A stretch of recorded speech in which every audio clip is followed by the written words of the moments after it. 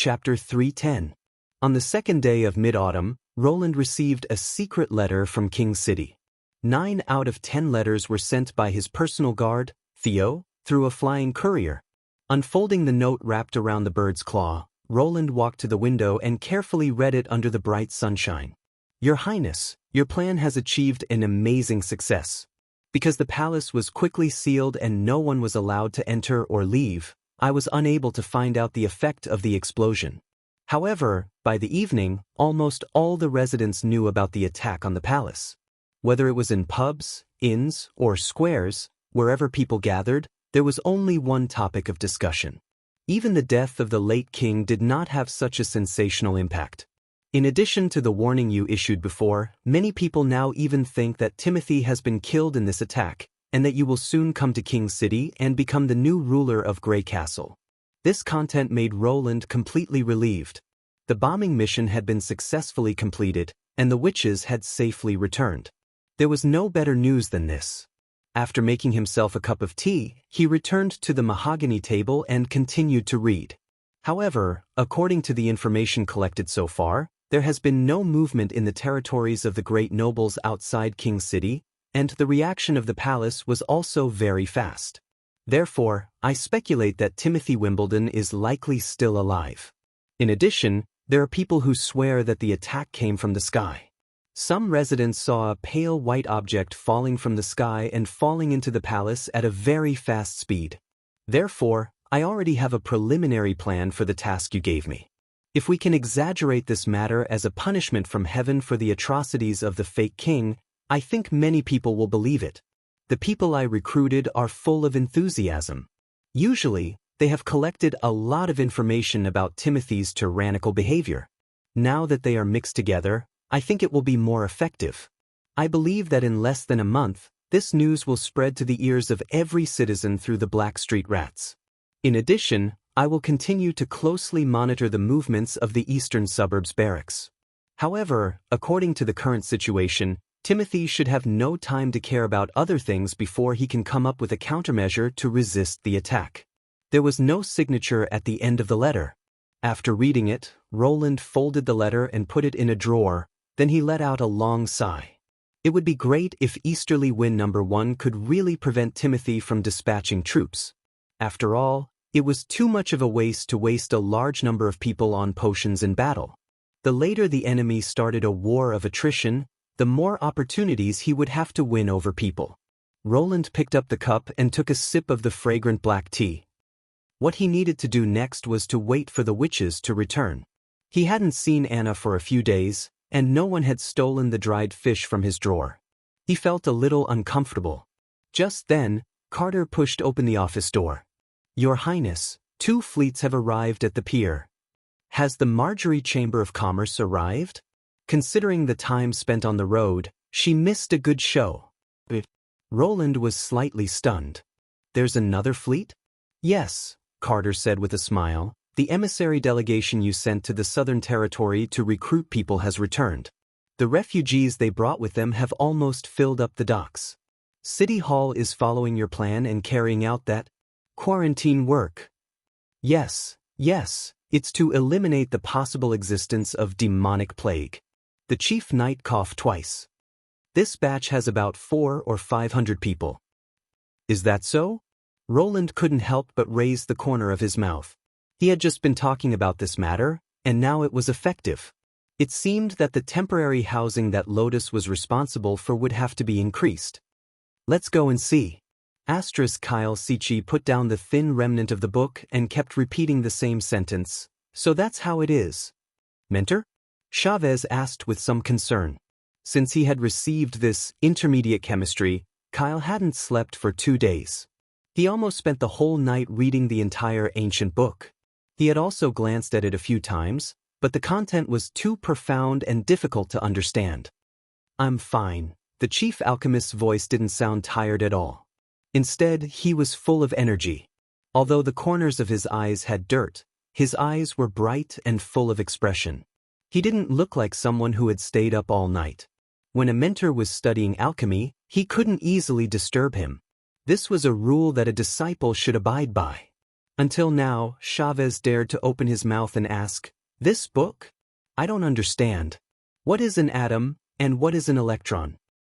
"You are already a qualified alchemist, so you don't need to call yourself a disciple. According to His Highness, we are now colleagues." Kyle paused. "As for your question, I don't know how to answer it. In fact, when His Highness Roland gave me the intermediate chemistry, he also included this book." Chavez looked at the other book on the table. On the cover was written the words, "Theoretical Basis of Natural Science."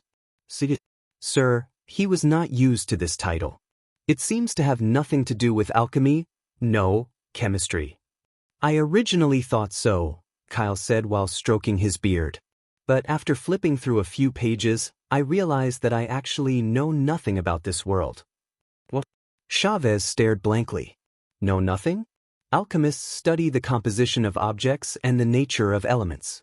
If even they know nothing about it, then what difference is there between other people and monkeys? "I mean the concept." The voice of the chief alchemist was full of excitement and satisfaction. "We think that alchemy is alchemy, that it is the study of material knowledge.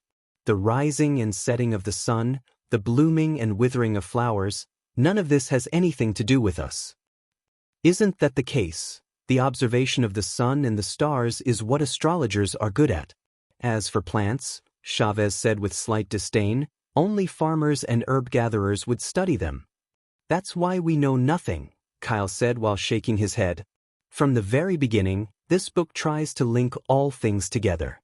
Whether it's stones, flowers, thunder, or flames, they are all made up of unified things and operate under unified rules.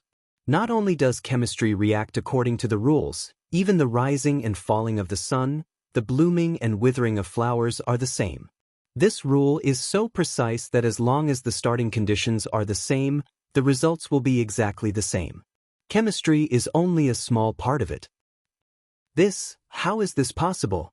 "I also think it's hard to imagine." He spread out the periodic table of elements. In intermediate chemistry, it defines the shape of the elements as a big ball surrounded by many small balls.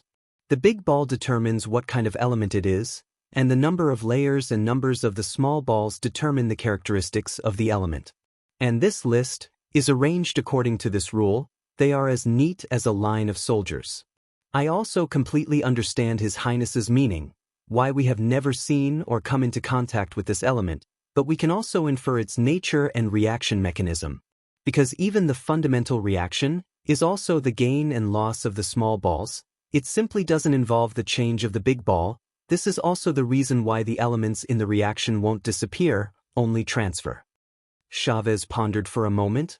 "Do you believe it? These theories are too vague and can't be verified with the naked eye. So, how did the people who wrote the books know about them?"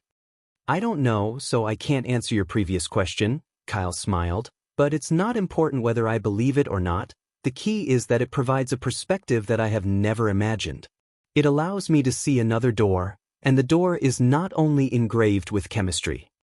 Speaking until here, his tone slightly paused. Unfortunately, His Highness wasn't able to record it all. He may not be able to understand what he missed.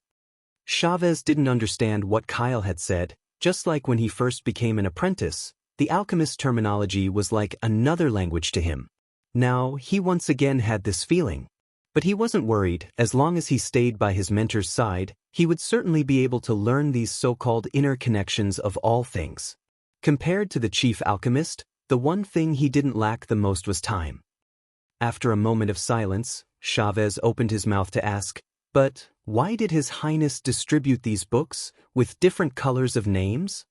The chief alchemist let out an "huh" sound. I actually overlooked it. Could it be a random act?"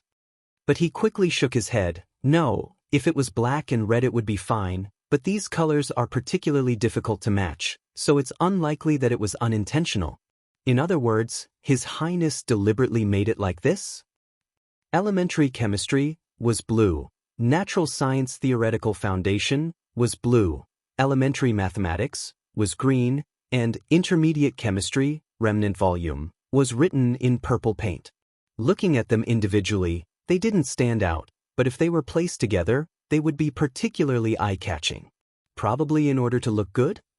Chavez guessed. To be continued. Your support is my greatest motivation.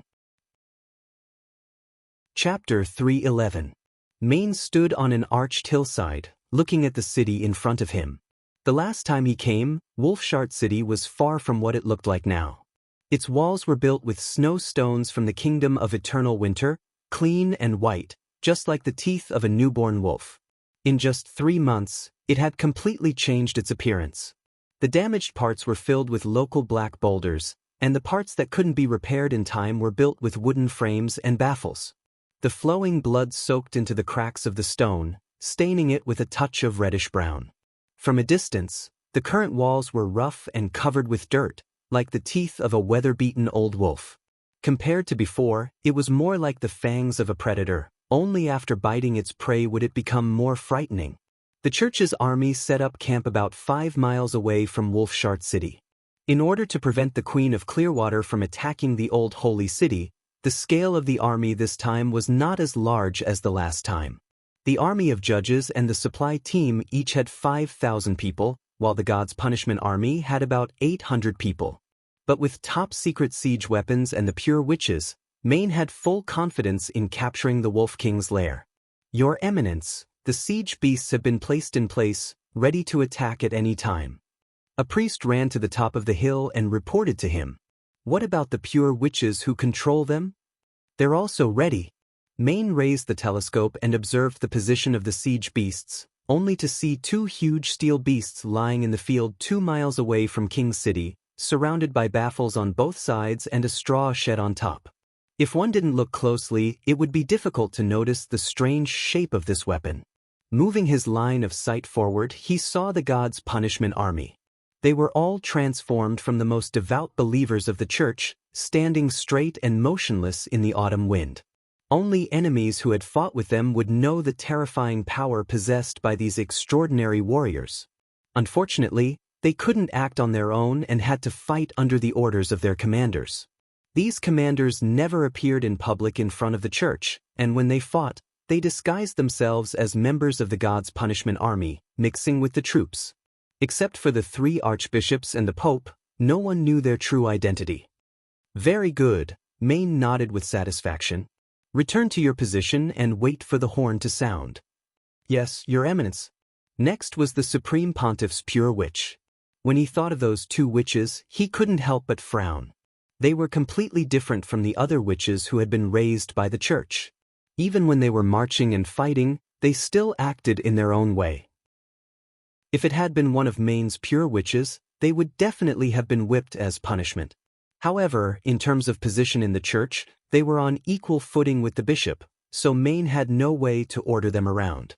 His Holiness the Pope had only sent 2 pure witches to assist him in battle, but not to order them to fight under his orders.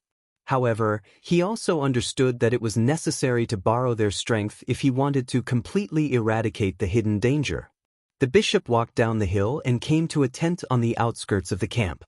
He lifted the curtain, and as expected, the tent was empty. Where are Zero and Isabella? He asked the Judgment army guarding the door. Your Excellencies are interrogating the prisoner, replied the latter, and they must be on the east side of the camp, where there is a level open space, which you can see on the way. Would you like me to call them over? If you could summon them, I wouldn't have come here myself. Moreover, it was a captive game. Weren't they tired of it yet?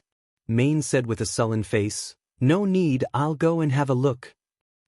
He soon found the place the guard had mentioned. He saw 2 women standing in the middle of the open space. One of them was leaning forward and whispering something into the ears of the other 3 captives, whose hands were tied behind their backs. Her expression was gentle and focused, and her long white hair and robe danced in the wind, like a flawless elf. The other woman had an impressive figure and golden curly hair, and from time to time, she let out a clear and melodious laugh.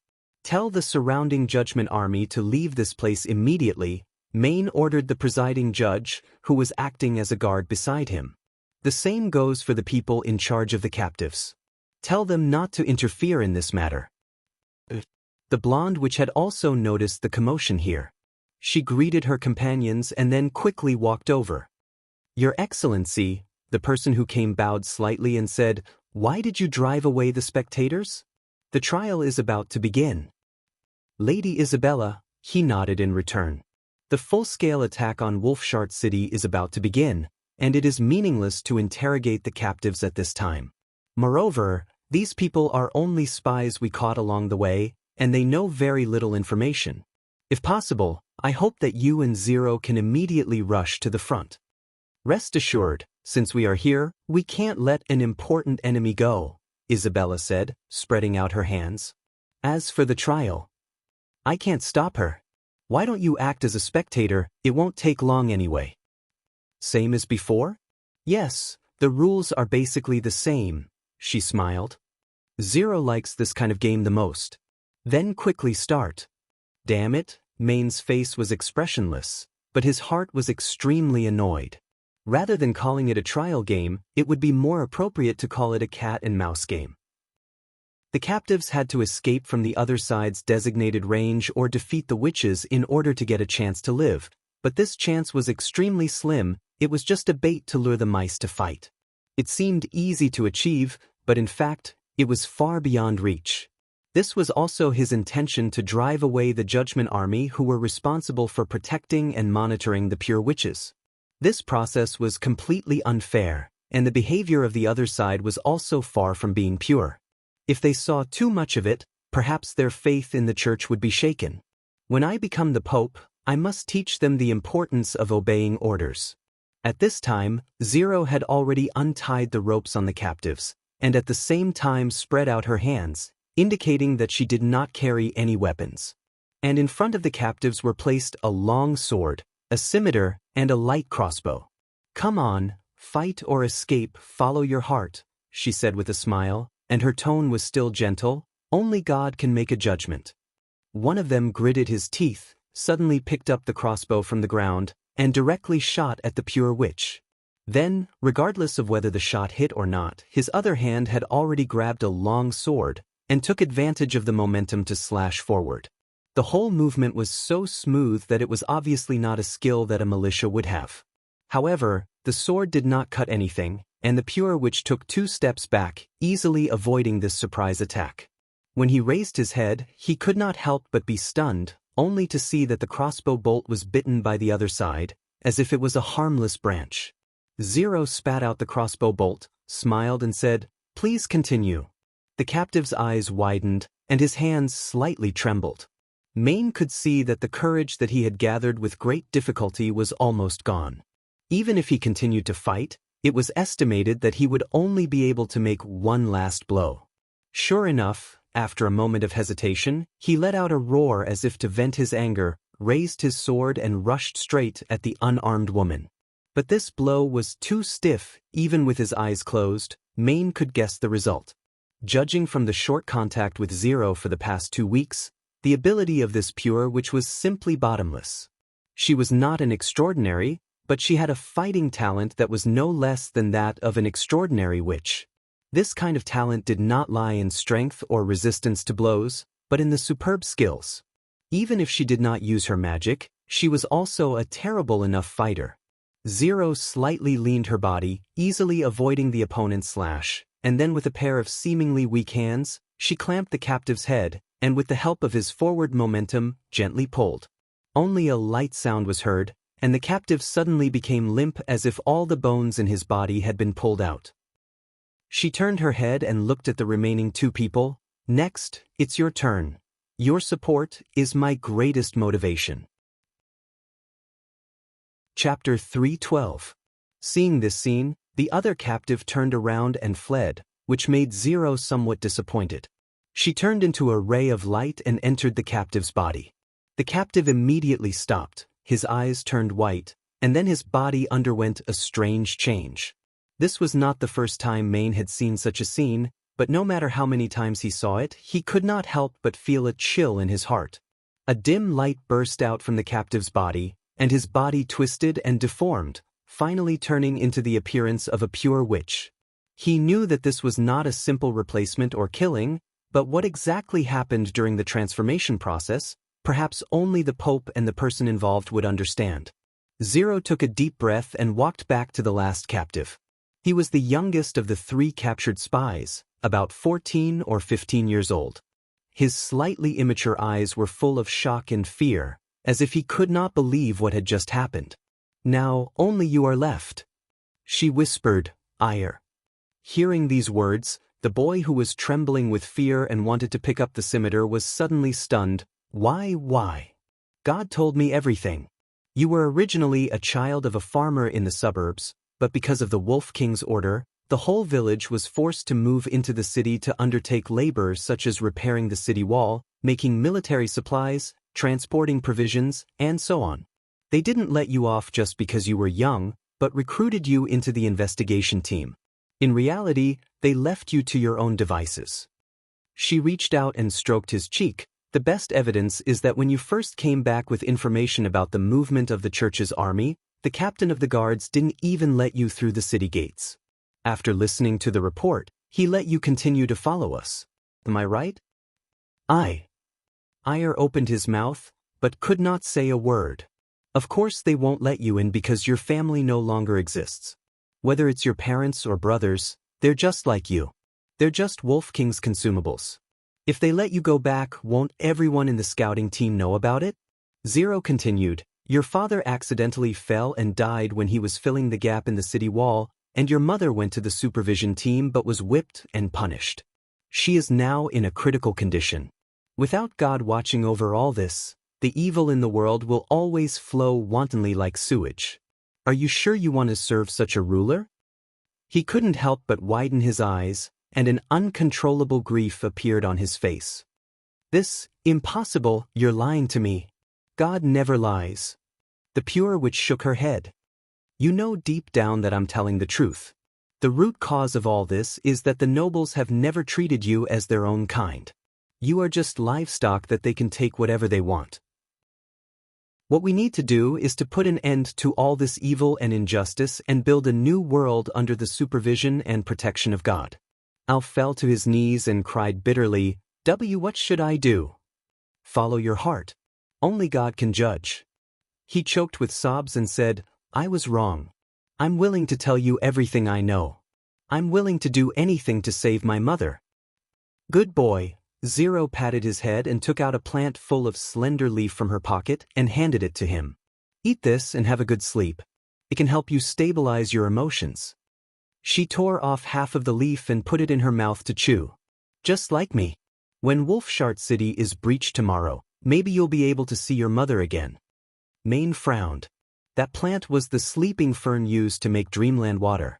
It had no effect on witches when eaten raw, but for ordinary people, it was an extremely strong poison. Winter flowers had to be used to neutralize the toxicity. Sure enough, not long after the captive ate it, his face turned ashen. He clutched his throat and looked at Zero's smiling face in disbelief. His throat emitted a gasping sound. Soon his nails pierced his skin and blood vessels, and his neck was dyed bright red with blood. After struggling in pain for half a quarter of an hour, his body gradually went limp and he stopped breathing. It's a pity that God didn't forgive your sins. Zero curled up the corner of her mouth and walked in front of the archbishop. She bowed and said, My lord, what do you think of this trial? Is it similar to Lady Heather's style? Why did you trick him into eating the sleeping fern? Maine asked in a deep voice. If it was Heather, we would only add one more devout believer, instead of making him realize his mistakes and then executing him. If the captive's relatives were really like what I said, they could naturally be recruited as believers. Unfortunately, I don't know the real situation of his parents. I just spoke nonsense. She shrugged her shoulders. Once he finds out that these are lies, it will obviously be bad for the church. Believe me, I am wholeheartedly working for the church. If you are wholeheartedly working for the church, you should just stay in the tent and wait for orders. Maine impatiently turned his head. The attack is about to begin. You should immediately prepare, according to the plan, the Wolf King and the Queen of Clearwater. They must die, my lord, the Pure Witch said with a smile. If it was just me, I might not be able to do it, but since even Isabella has come, they will absolutely not be able to escape from the Wolfshark Kingdom. Woo, woo. The horn of the attack rolled across the sky, and in the midst of the dark clouds and the rustling autumn wind, the second siege began. 2 miles away, the siege beasts used to launch their iron spears blossomed with a magical radiance. When this radiance was as bright as the sun, the iron spears seemed as if they were thrown by the hands of a giant. In an instant, a deafening roar broke out, and with a speed that was hard to see with the naked eye, it flew straight towards the city wall. Even after crossing such a long distance, its power did not diminish in the slightest. The snowstone wall was simply unable to stop it. It easily smashed the stones blocking the way into pieces, and even the militia squatting behind the wall suffered a calamity. After only 3 rounds of shooting, the city gate was completely smashed, and the nearby walls were also in ruins. Although the speed of the devil's siege weapons was comparable to that of a catapult, the range was several times longer. Under such an offensive, the garrison was simply unable to fight back. Because they couldn't see the firing trajectory, they didn't even know where the next attack would fall. The church's army had not yet moved, but the outer defensive line was already in danger. Just at this moment, an earth-shattering noise suddenly came from behind the city wall. A huge fireball soared into the sky, and everyone felt the vibration under their feet. Accompanied by flames and black smoke, this section of the stone wall suddenly collapsed, and a gap finally appeared on the mottled wolf's teeth. The urgent horn sounded again, and the mixed team of the army of judges and the God's punishment army began to charge towards the city wall. From a distance, it looked like a flowing sea of gold and red, and anyone who dared to block their way would be mercilessly swallowed up. Now, the garrison of the Wolfshark Kingdom had to use their own flesh and blood to fight against these warriors who didn't belong to the mortal world. To be continued. Chapter 3:13. Mortals can't defeat demons, Isabella thought. That's why the church had the God's punishment army. They were the best weapon against the demons because they had infinite strength, no pain, and no fear. Although they didn't have the ability to act independently, it was not necessarily a disadvantage when marching in battle.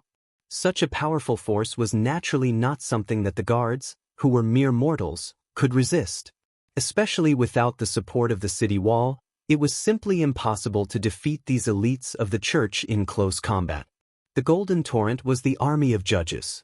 The main force broke through the main gate of Wolfshart City and fought with the assembled guards.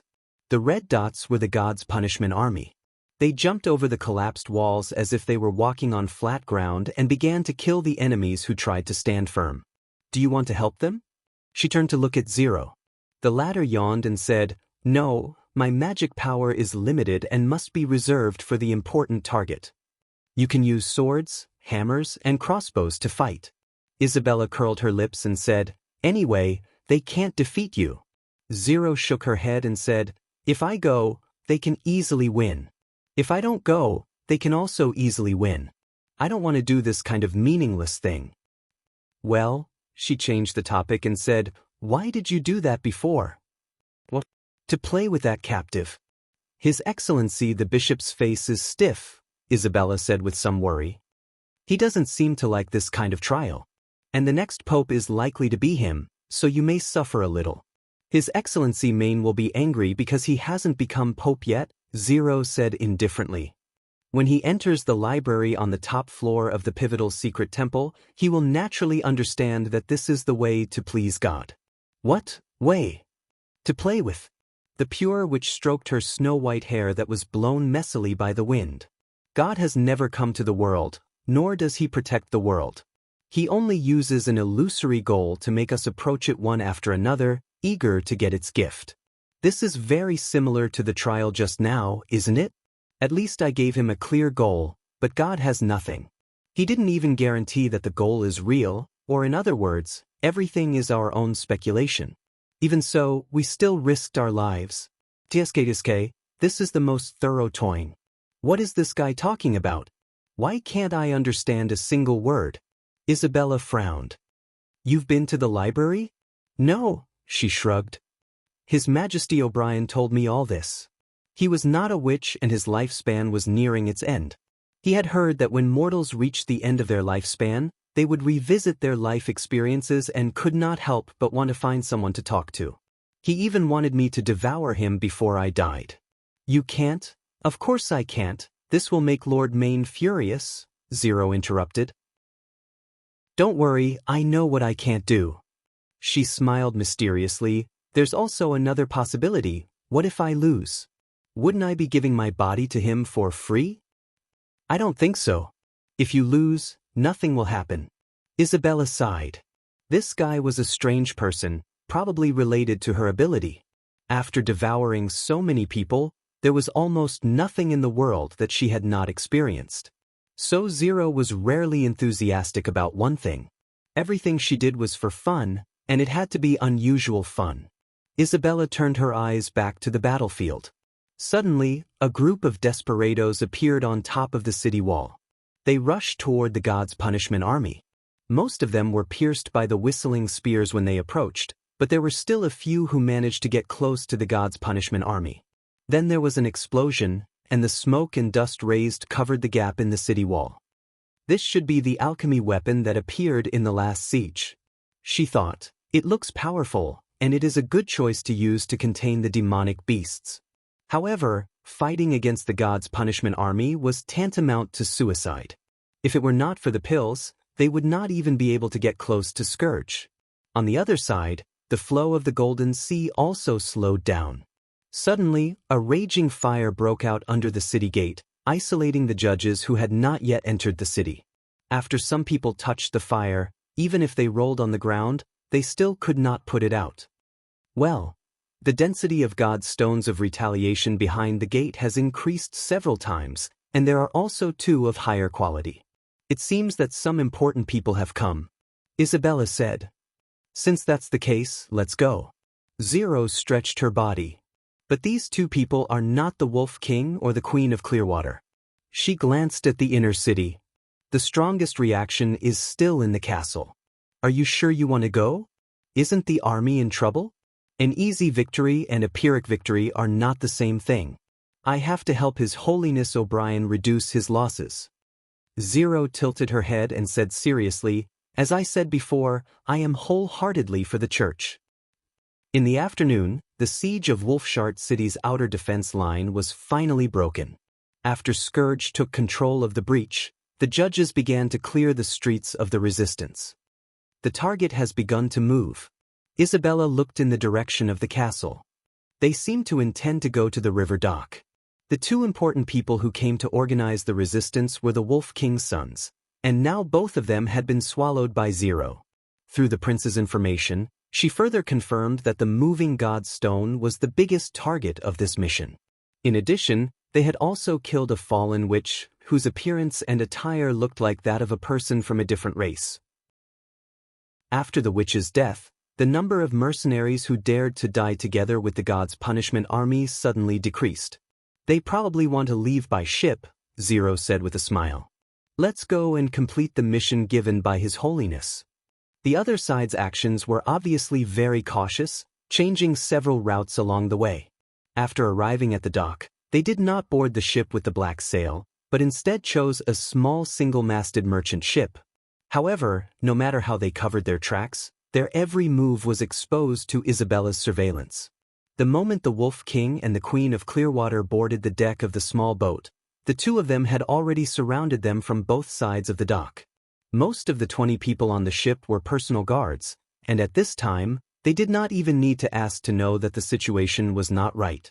Everyone pulled out their weapons, jumped off the ship, and rushed straight towards the Pure Witch. Once again, Zero showed her exquisite fighting skills. After snatching the sword of a personal guard with her bare hands, she fought with the crowd.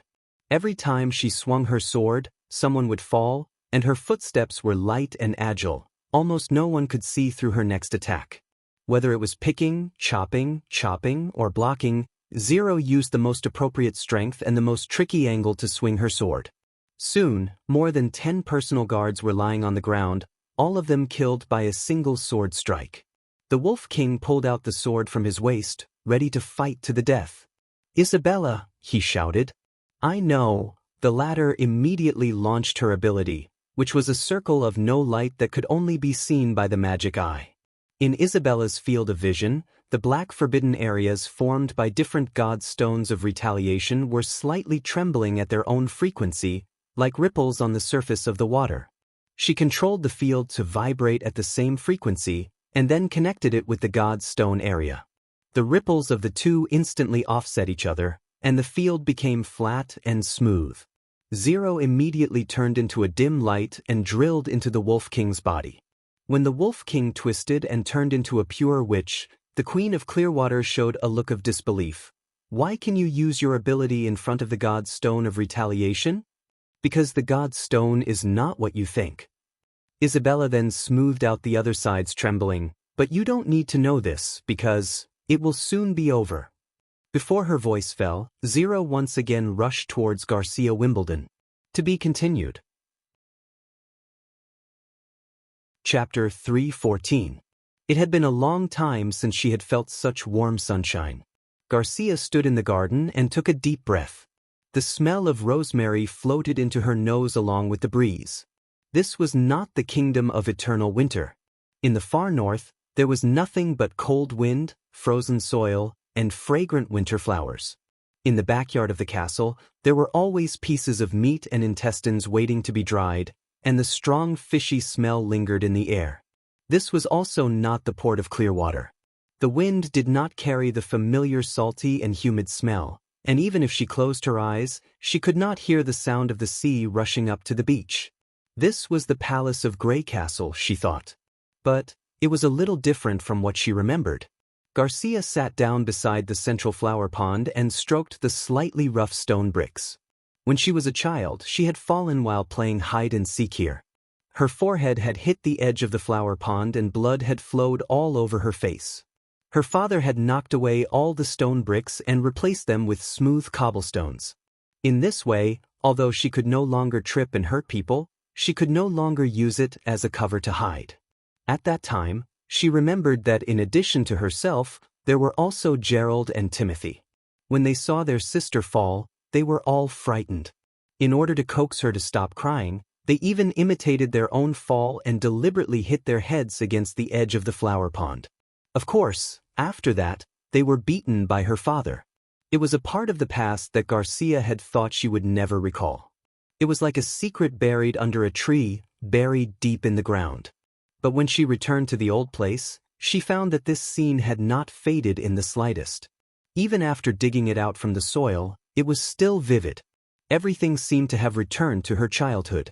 "So this is your world," a strange voice sounded from behind her. "As a place of rest, it is a good choice." Garcia turned around and saw a woman in white walking out from behind the flower pond. She had a pair of light red eyes and snow-white long hair. Her facial features were so exquisite that they seemed to have been carefully carved. Her voice was ethereal and pleasant, as if she was an angel who had fallen into the mortal world. The Queen of Clearwater's face was completely gloomy. "You are a witch of the church." "My name is Zero. The word witch doesn't suit me." She chuckled. "I'm called a pure witch. I am different from those who have fallen." "Pure witch? It's just a plaything raised by the church," Garcia said coldly. "What kind of trick is this? Is your ability to create illusions?" She suddenly picked up a stone and squeezed it in her hand. "It's just an illusion. None of this can fool me." The Queen's roar traveled far away, but the scene in front of her did not change. The stone did not shatter in response to her roar. Instead, her skin was cut by the hard edges. Spreading out his hand, he felt a sharp pain from the wound. It was clear and real. "I can see that you're not completely ignorant of witches' abilities. This makes things much easier." Zero lifted the corner of her skirt and slightly bowed. "Welcome to the world of consciousness. I call it the soul battlefield. We will fight here, and the winner will get everything, and the loser will lose everything, just like the oracle recorded in the Holy Book." "Soul battlefield?" Garcia was startled. Suddenly, she felt a heart-wrenching pain coming from her chest. Zero pulled out a spear from nowhere and pierced it directly into her chest. Her breathing suddenly became difficult. She opened her mouth to shout, but no sound came out. Zero twisted the spear and fiercely pulled it back. Blood spurted out from the tip of the spear and soon, half of her body was soaked. Garcia knelt on the ground and trembled, trying to cover the wound. The massive loss of blood gradually made her consciousness blur. The next moment, She found herself still standing in the same place, her body intact. The shadow was standing a few meters away from her, as if he had never left the place. What happened? Garcia gasped for air. Illusion. She covered her violently heaving chest. The place where she had been pierced was still aching. Lowering her head, she saw a large pool of blood sprayed out from under her feet. This is the basic rule. Your consciousness is not immortal. Zero spread out her hands. The pain of every death is real to you. It will consume your spirit and physical strength. When this feeling is beyond what you can bear, the real sleep will come. Every time you die, your body will return to its original state. An average person can withstand 3 to 4 times at most. Of course, I have also seen many strong-willed people who can endure 7 or 8 times, or even more. She gently explained, although I am looking forward to your performance, I can understand if you give up resistance. After all, continuous death is also an unbearable torment for me. Choosing to escape at this time is not a cowardly act, especially when the end has already been decided. After saying this, she dropped the spear in her hand and once again pulled out a big sword from her back. She jumped straight up and slashed at Garcia. The latter's eyes widened. The Pure Witch is wearing a white robe, so it is impossible for her to hide such a huge weapon. Those weapons are all made out of thin air? Zero's words suddenly flashed in her mind. So this is your world. I call it the soul battlefield. Your consciousness is not immortal, it is real to you. The big sword slashed down, but it did not split the Queen of Clearwater in two. Instead, it hit a large iron shield. The huge rebound force made it impossible for Zero to hold the sword hilt. The big sword was sent flying, and her body was forced to retreat several steps. Garcia also fell to the ground because of this powerful slash. The end is decided? She clenched her teeth and sneered twice. You said before, this is my world, right? While speaking, she turned over and climbed up.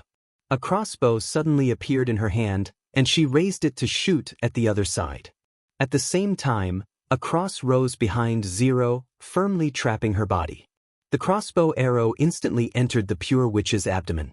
She suddenly showed a painful expression, gasped twice, and then slowly opened her mouth. I am surprised, cough cough. If it was an ordinary person, it would be very difficult to accept all of this, let alone mobilize their consciousness to fight back. You are indeed the Queen of Clearwater who gave Sir Maine a headache. Thank you for the compliment. Garcia picked up the spear that fell to the ground. If it weren't for your nonsense, I wouldn't have been able to understand the wonders of the world of consciousness so quickly. Next, how many holes should I poke in your body? She smiled with difficulty. Do as you wish. When Garcia stabbed the Pure Witch for the 10th time, she finally died. She deliberately avoided the fatal spots, and started from the limbs and abdomen. At first, Zero would let out an unbearable scream of pain, but later on, her voice gradually became lower. Next, this guy should be able to recover, right? However, this was the Palace of Grey Castle, her home field. Since she could change the environment and objects at will, it was impossible for her to lose. Sure enough, a white light flashed on the Pure Witch's body, and in the blink of an eye, the wound disappeared. Zero once again opened her light red eyes. Garcia raised her spear, ready to send her to her death, but a sudden change occurred. She saw the Pure Witch's hands, which were bound by the cross, easily break free from the rope, kick the handle, and in the blink of an eye, close to her side, raised her hands and swung. Before Garcia could react, she had already lost all feeling in her body. The headless body fell with a loud bang, and the other side's hands were empty. How is this possible? After a few breaths, the Queen of Clearwater covered her neck, and took 2 steps back in bewilderment. Just now, she used her arms to cut off her neck? Looking at the broken hemp rope on the cross and the blood on her hands, it was obvious that the previous scene was not an illusion. If you can't understand the nature of consciousness, how can I face a real battle? Zero smiled. Moreover, you seem to be very puzzled. How can I break free from a rope as thick as a finger? In fact, it's not difficult to understand. The winner gets everything, the loser loses everything. Among the people I devoured, there is a type of witch who is exceptionally strong. They have infinite strength, agile skills, and are not afraid of the influence of God's stone of retaliation. You may not know, but the church has a special name for them, extraordinary. She spread her hands. Just using conventional means is not enough to defeat me. If you want to survive, you have to double your efforts. Now it's my turn. Your support is my greatest motivation. Chapter 3:15. For the first time, Garcia witnessed the horror of an extraordinary. Her weapon was just an ordinary one-handed sword, but every move she made was so oppressive that it could take one's soul away. Every hit on the shield was as heavy as a two-handed sword. After 2 or 3 hits, Garcia could no longer raise her arms, and then her chin was smashed by a slash from the bottom up. After recovering, the Queen of Clearwater completely abandoned her defense. In a flash, a bed crossbow appeared in front of her. She pulled the trigger, but instead of an iron spear, she shot several jars of Styx black water. Zero swung her sword to cut down the jars, but was drenched by the black water. The evil fire crystals soaked in the jars came into contact with the air, and quickly burned, turning the pure witch into a pillar of fire. But the next move didn't work. The opponent used a speed far beyond that of an ordinary person to quickly move around the flower pond, and the bed crossbow simply couldn't turn around. Garcia could only rely on the stone walls and iron railings covered with spikes to stop the pure witch's movement, turning the flower pots placed in the garden into explosives filled with snow powder, and sometimes the ground would suddenly sink, forming a fatal trap. In this way, after killing the opponent several times, Garcia found that her breathing gradually became heavy, beads of sweat slid down her forehead, and the waves of dizziness in her head almost made her unable to stand. Well done. The reborn Zero didn't take advantage of the situation to attack, but instead clapped her hands. You being able to do this is already beyond my expectations, but I forgot to tell you, although in this world you can use your own consciousness to change the environment and place, but it consumes far more energy than creating things out of thin air, even comparable to resurrection. You should be able to feel the weakness and exhaustion of your body. Maybe the next time you die, it will be a complete and eternal sleep. That's still better than stretching out your neck to be killed, Garcia gasped a few times. And you seem to have forgotten the screams you made when you were burned by the evil fire. How many times did you die this round? 3 times or 4 times? I don't think you can last longer than me.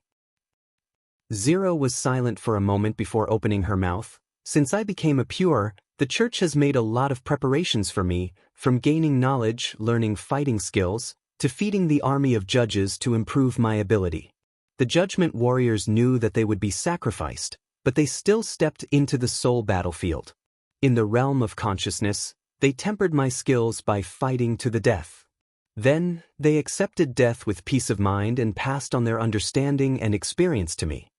Garcia did not interrupt her. Perhaps the other party was stalling for time, but she did need to rest for a while. I even devoured an extraordinaire. Her power was terrifying, and I was almost defeated in the battle of souls.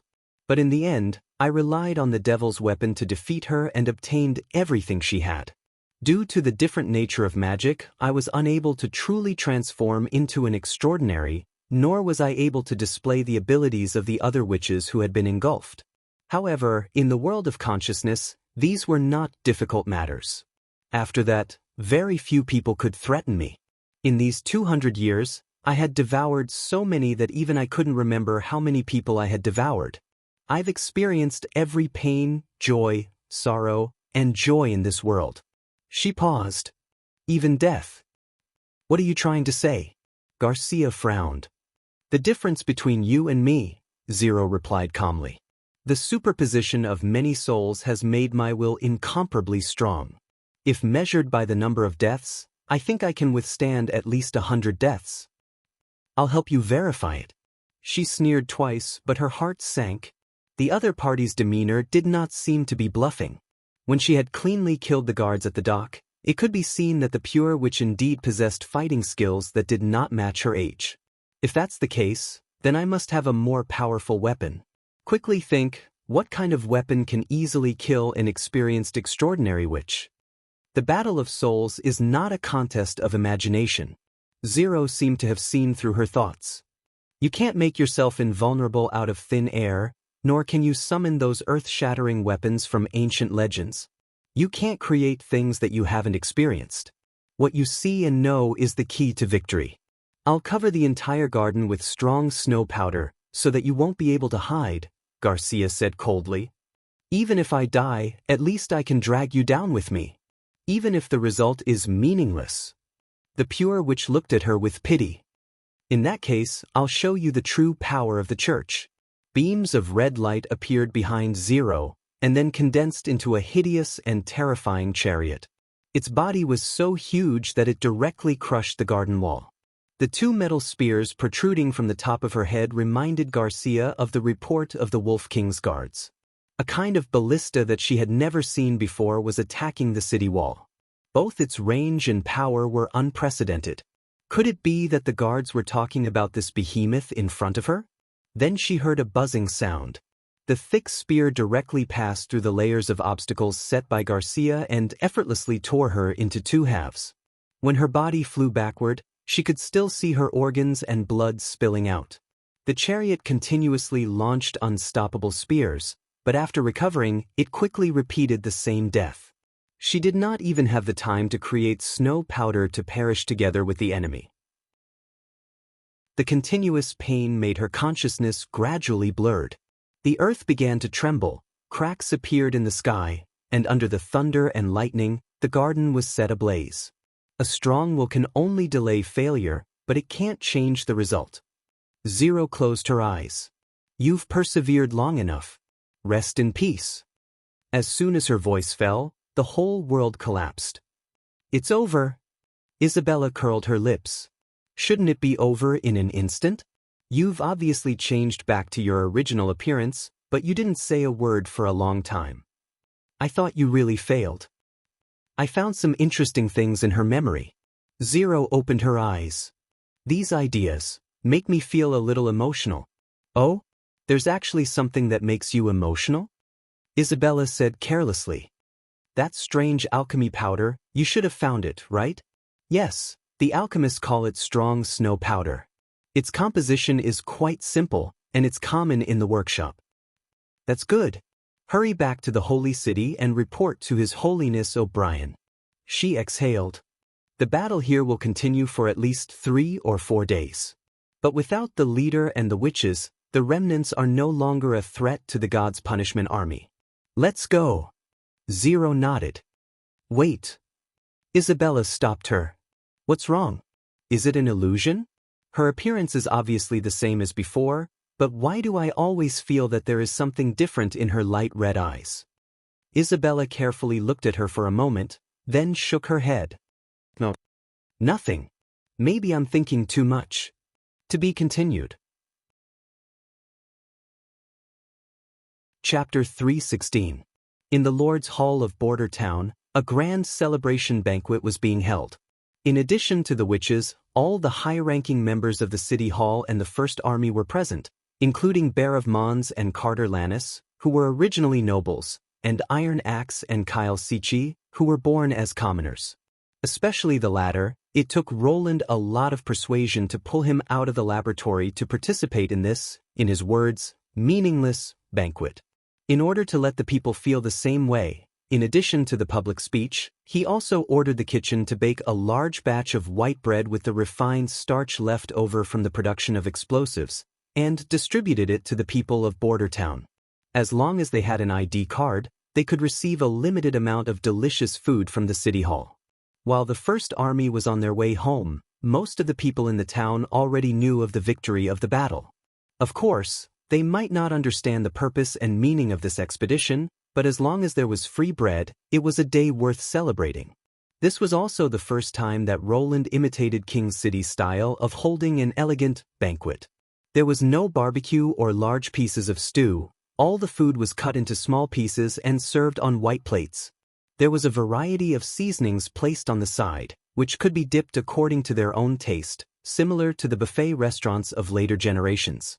Welcome back. He carried 2 glasses of fruit wine towards Anna. You must have worked hard on the road. You've already said the same thing at the dock. Anna took the wine glass, and my answer was still the same, it wasn't hard. The glasses slightly touched, the girl's eyes were filled with a sweet smile. Roland resisted the urge to hug her on the spot, and then raised his glass to the other witches to celebrate. What about me? What about me? Lightning shouted. You also have a share. Roland called the waiter who served the wine, took a glass of cider. You've worked hard. I want to drink white. The little girl raised her head and said. He thought for a moment, and finally agreed to the other side's request. This little devil was always very curious. If he kept refusing, maybe she would learn from Nightingale and quietly sneak into the kitchen to steal wine to drink. Okay, but only one glass. Just as Roland handed her a glass of low-alcohol white wine with ice and grape juice, she suddenly leaned over and kissed him on the cheek. Ahem, is this the fjord's etiquette again? That's right, Lightning nodded vigorously. My father said so. Since it wasn't the first time they had seen this, the witches didn't find it too strange. Instead, Sylvie and the others widened their eyes, and then looked at Roland with accusatory eyes, making the latter turn his head away rather awkwardly. Was there really such an etiquette in the fjords for kissing the leader during a victory party? Next was a toast to his subordinates. When it was the chief alchemist's turn, he leaned over and asked in a low voice, Your Royal Highness, I have read the intermediate chemistry that you gave me twice, but there are still many parts that I don't understand. It talks about the microscopic composition of matter. This part involves a lot of physics knowledge. You'll have to read another book. Roland pointed out, I suggest that you first read the entire elementary physics, and then read the incomplete chemistry book from the beginning, so that many of your doubts can be answered. I also plan to do so, but... He hesitated. Your Royal Highness, why does the cover of each ancient book have a different color? Do they have any special meaning? Well, Roland pondered for a moment. The color represents its level and the difficulty of obtaining it. Is that so? Kyle said thoughtfully. From green to purple, it seems that the darker the color, the more mysterious the knowledge, so the advanced chemistry must be black. No, it's orange. Ah. Kyle was startled. Why?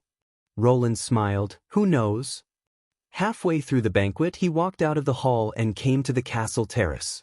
Under the gentle evening breeze, Roland couldn't help but feel a trace of coolness.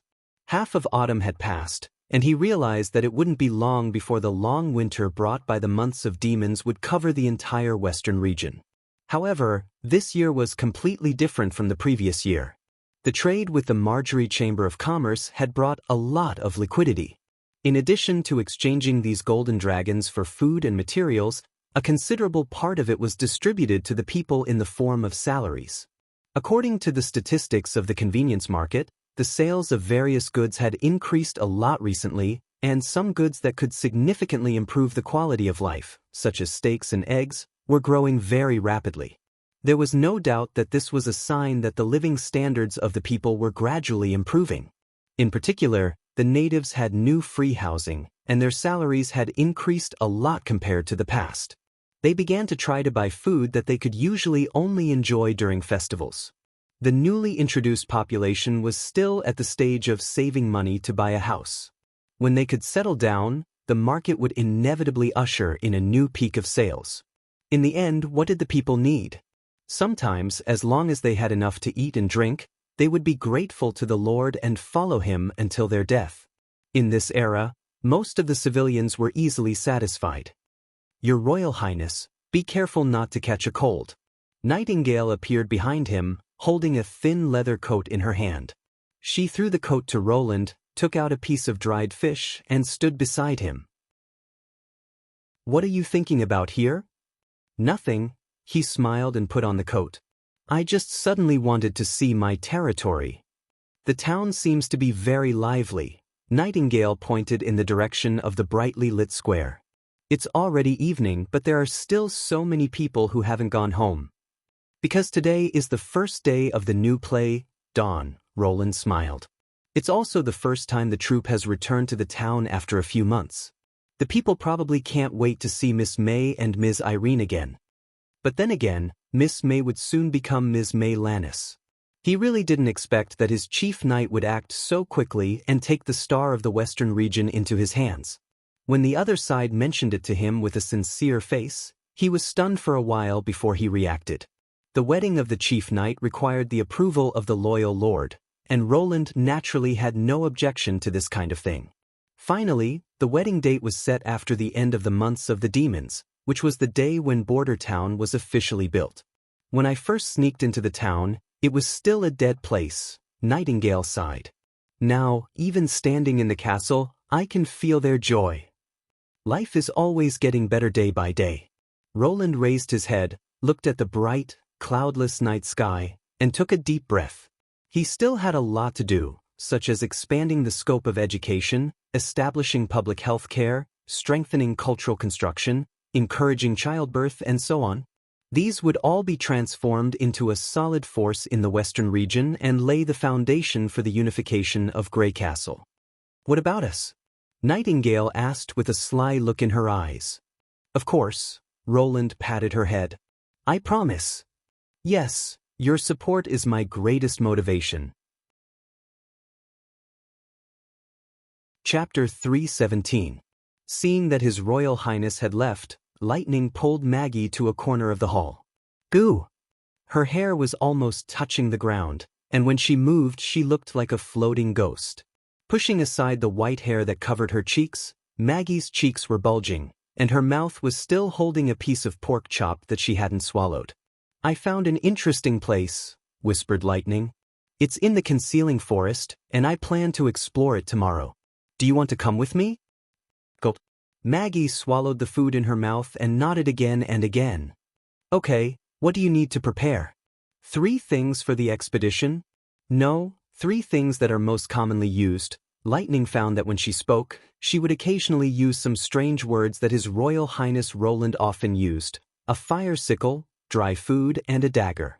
The distance isn't far, and you only need to bring enough food for a day. Don't fill your pockets like last time. Goo! Maggie patted her chest and was ready to leave, but Lightning stopped her. Remember, this expedition is our secret. You can't tell anyone else, the little girl said. Tomorrow morning we will set off. Looking at Maggie's back, who couldn't wait to go to the table, she curled her lips and began to think about tomorrow's plan. Although the bomb was a success and didn't disappoint His Royal Highness's expectations, she found that her flying was far less flexible than before, as if something was restricting her movements. As long as she raised her speed, Lightning felt as if there was always a devil chasing her from behind. This was an obstacle brought by fear. She realized that the source was the trip to the stone tower. After seeing the frightening figure at the basement door, she lost her calm and calmness, and only wanted to escape from here as soon as possible. After that, she began to doubt her identity as an explorer. Fear wasn't terrible, what was terrible was the unknown. If she wanted to overcome it, she had to get close to it first. In her heart, Lightning silently recited her father's teachings. Tomorrow she might encounter real danger, but an explorer shouldn't be afraid of danger, let alone retreat. If she couldn't overcome this, she was afraid that it would be difficult for her to fly freely in the future. This was also the reason why Lightning decided to hide it from His Highness Roland and act on her own. According to His Highness's plan, the exploration of the stone tower would be arranged after the months of demons, and at that time, the First Army and the witches would be dispatched. She was worried that at that time, even if she visited the stone tower again, it would be difficult for her to have the idea of conquering fear. She would have to rely on the courage of the crowd to approach the dangerous place. It could not be called an adventure at all. His Highness might scold her and confiscate her ice cream, and her sisters in the Witch Union would be worried about her, but she still made up her mind. As the daughter of Thunder, the greatest explorer of the fjords, Lightning could not accept herself as a coward. However, this decision did not mean that she acted recklessly. Compared to a few months ago when she was unprepared, she now had a revolver given by His Highness, a better understanding of the demons, and Maggie by her side. Especially the last point.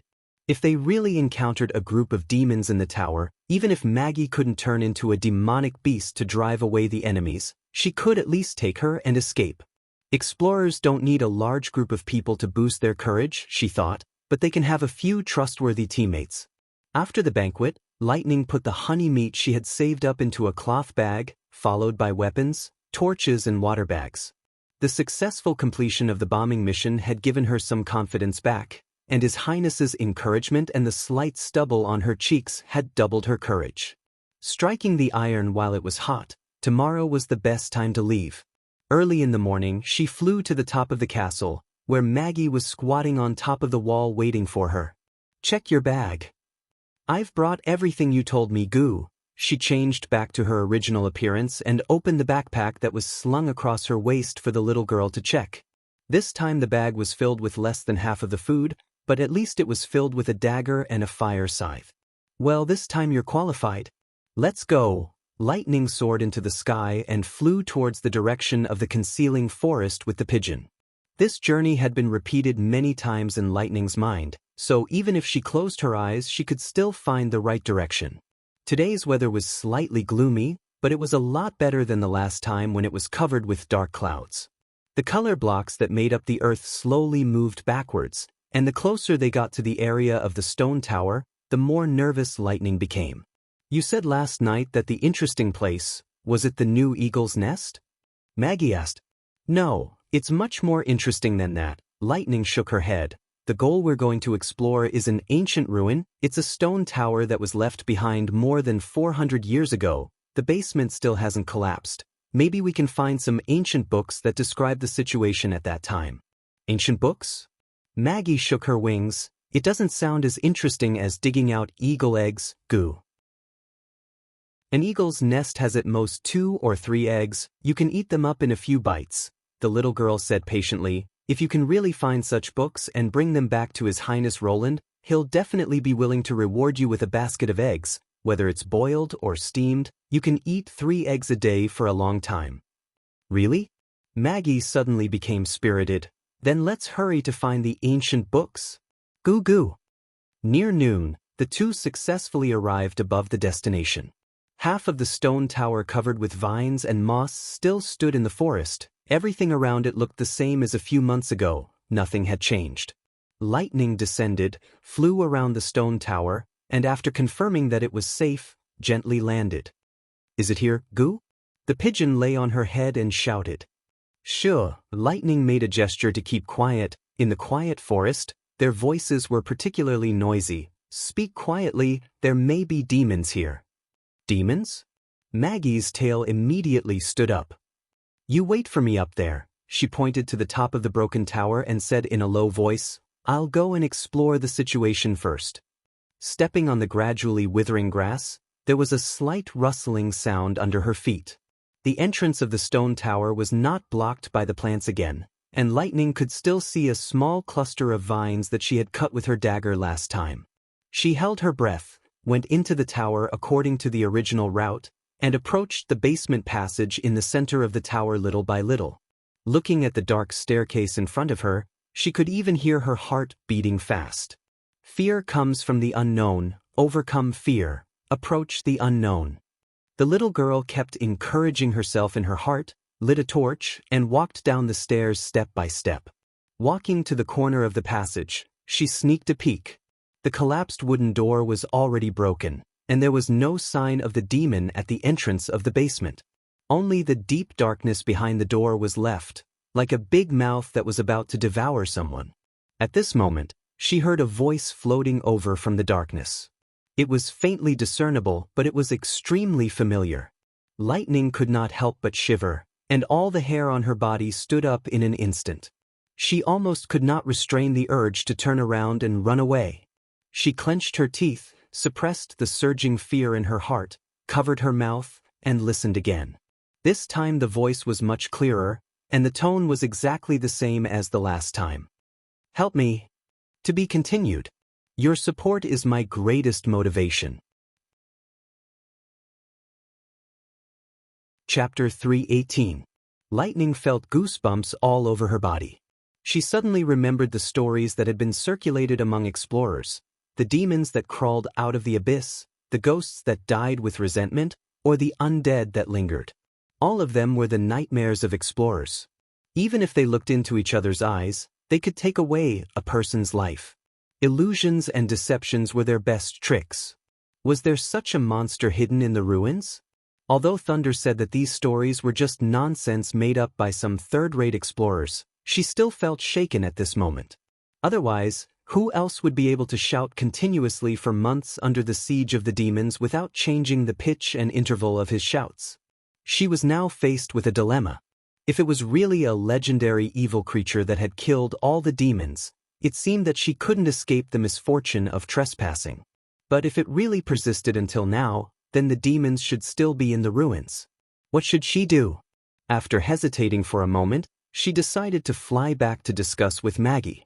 After briefly explaining the situation, Maggie raised her head and said, "We can extinguish the torch and sneak in quietly, so that the demons can't see us." But we can't see them either. I can become an owl." The pigeon rubbed against her face. "No matter how dark the night is, it can't stop me, Lightning's eyes lit up. "That's a good idea, but those legendary evil creatures live in the dark all their lives. There must be a way to find their prey, right? Otherwise, they should have starved to death. Didn't you say that they were all made up by others to scare people?" "Not me, it's my dad," the little girl corrected. "It's all the same. Anyway, I've never heard of immortal monsters in Grey Castle, If they are really so terrible, they shouldn't just stay in a small place like the fjords, right?" Maggie's body emitted a light, and the pigeon suddenly swelled up and turned into a gray-brown owl, eyes full of eagerness. "I thought you would be very interested in these legends." "That's right, a qualified explorer would never let go of a chance to verify a legend. Moreover, she still had a mental barrier to overcome. If she fled now, all her previous efforts would be in vain. Lightning hesitated for a moment and decided to do as Maggie said. "But wait a minute. I came here because I had to overcome my fear, so why is he so interested in exploring the ruins? Could it be? You're so impatient. Don't tell me it's because of the basket of eggs?" The owl blinked its big round eyes and turned its head away. Once again standing at the entrance of the basement, Lightning took a few deep breaths, held the revolver tightly in her hand, and quietly walked into the deep darkness. Perhaps because Maggie was squatting on her shoulder, she felt much calmer than before. The ground felt damp to the touch, and from time to time, there would be a puddle of water. This place was located in a low-lying area, so the rainwater that fell into the tower would slowly gather downwards. Although there were underground drains in most basements, after hundreds of years of wind and rain, these drains would probably have been blocked long ago. Maggie patted her head with her wings, which meant that there was a staircase in front of her.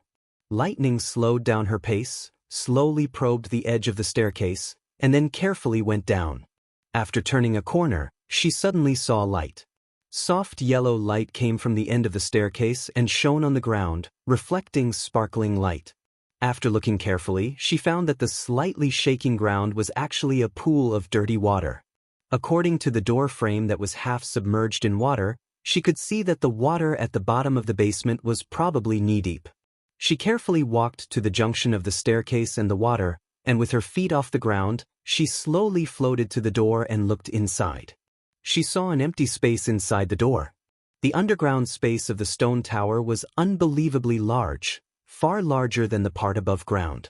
She didn't see a burning torch. The yellow light came from the inlaid stones on the wall. They roughly outlined the outline of the basement, and also allowed Lightning to see everything in the room. There was a stone platform in the middle of the room, and on it stood several figures. From the shell on their back and the burly figure, she could see that they were undoubtedly demons. Fortunately, the demons hadn't noticed the movement near the door. Instead, they were holding spears and shields surrounding a square blue stone pillar. At this time, the cry for help was getting clearer, as if it was ringing in her ears. Help me, Lightning swallowed. What should she do next? Go and save her, Maggie whispered in her ear. What? The little girl was startled. But there are several demons there. We can't beat them. She felt the palm of her hand holding the gun was full of sweat. If Sister Nightingale was here, it would be no problem, but I can't do it alone. Are those the demons you were talking about? Maggie tilted her head and said, They seem to be dead, What, are they dead? Before her voice died away, Maggie had already leaped into the air and flew towards the platform. Lightning was so scared that she froze in place for a moment and even forgot to reach out to hold her back. Before she could react, she had already thrown herself on a demon. Lightning had no choice but to grit her teeth, raise her gun, and silently recite the shooting essentials that Nightingale had taught her. The result was a surprising scene. The demon that was pecked twice by the owl suddenly collapsed like a weather-beaten broken stone, turning into a pile of flying ash in the blink of an eye. What's going on? Lightning landed beside Maggie and looked at the other 3 demons in surprise. Under the illumination of the yellow light, their bodies were densely covered with fine cracks, and there were traces of spider webs between their legs. Through their ferocious skulls, one could see that their eyeballs and skin were grayish-white, and there was not a trace of life in them at all. So that's why, she thought, the owl's vision is several times better than mine in dim light, so that's why Maggie said those words. But before she could relax, Lightning's eyes were completely attracted by something else. In the middle of the platform surrounded by demons, stood a huge cube. From a distance, it looked like a stone pillar, but when she looked closely, she found that it was actually transparent. Wrapped in the cubic crystal was a woman in a gorgeous robe. Her eyes were closed, her hands were open, and her long blue hair was spread out behind her, as if it was still floating in the wind. Is this a witch coup? Maggie flew above the crystal and pecked fiercely. This time, it didn't shatter. Instead, it made a crisp knocking sound. So hard coup. I don't know, murmured Lightning. She put her hand on the crystal and felt a cold chill through her skin. The surface of the crystal was covered with a thick layer of dust. Obviously, the woman had been in this sarcophagus for a long time. Her expression was lifelike, and her tightly knitted eyebrows were raised. She looked a little flustered, but more anxious and worried. Save me, the voice came from behind the crystal again. To be continued. Your support is my greatest motivation. Chapter 319. Roland moved the quill pen and quickly wrote a paragraph of text on the paper. Before coming here, he had been drawing mechanical drawings on the computer all day, so he thought he would rarely have the opportunity to write with a pen. He did not expect to use this ancient way of writing again. There were 2 documents next to him, both of which were the plans he planned to implement. One was the large-scale production of sulfuric acid. The new equipment had already been manufactured by Anna and Soroya. The lead reactor had been replaced with a more solid and reliable iron shell with an anti-corrosive coating. It was 3 times larger than the previous experimental version. Considering that at the present stage there was no way to collect or purify the production waste gas, mainly from sulfur combustion and nitrogen oxide leakage, Roland set it up at the southern end of the industrial park, far away from the Redwater River and the residential area. He also planned to build a factory around the reactor, erect a chimney, and raise the height of the exhaust gas emission.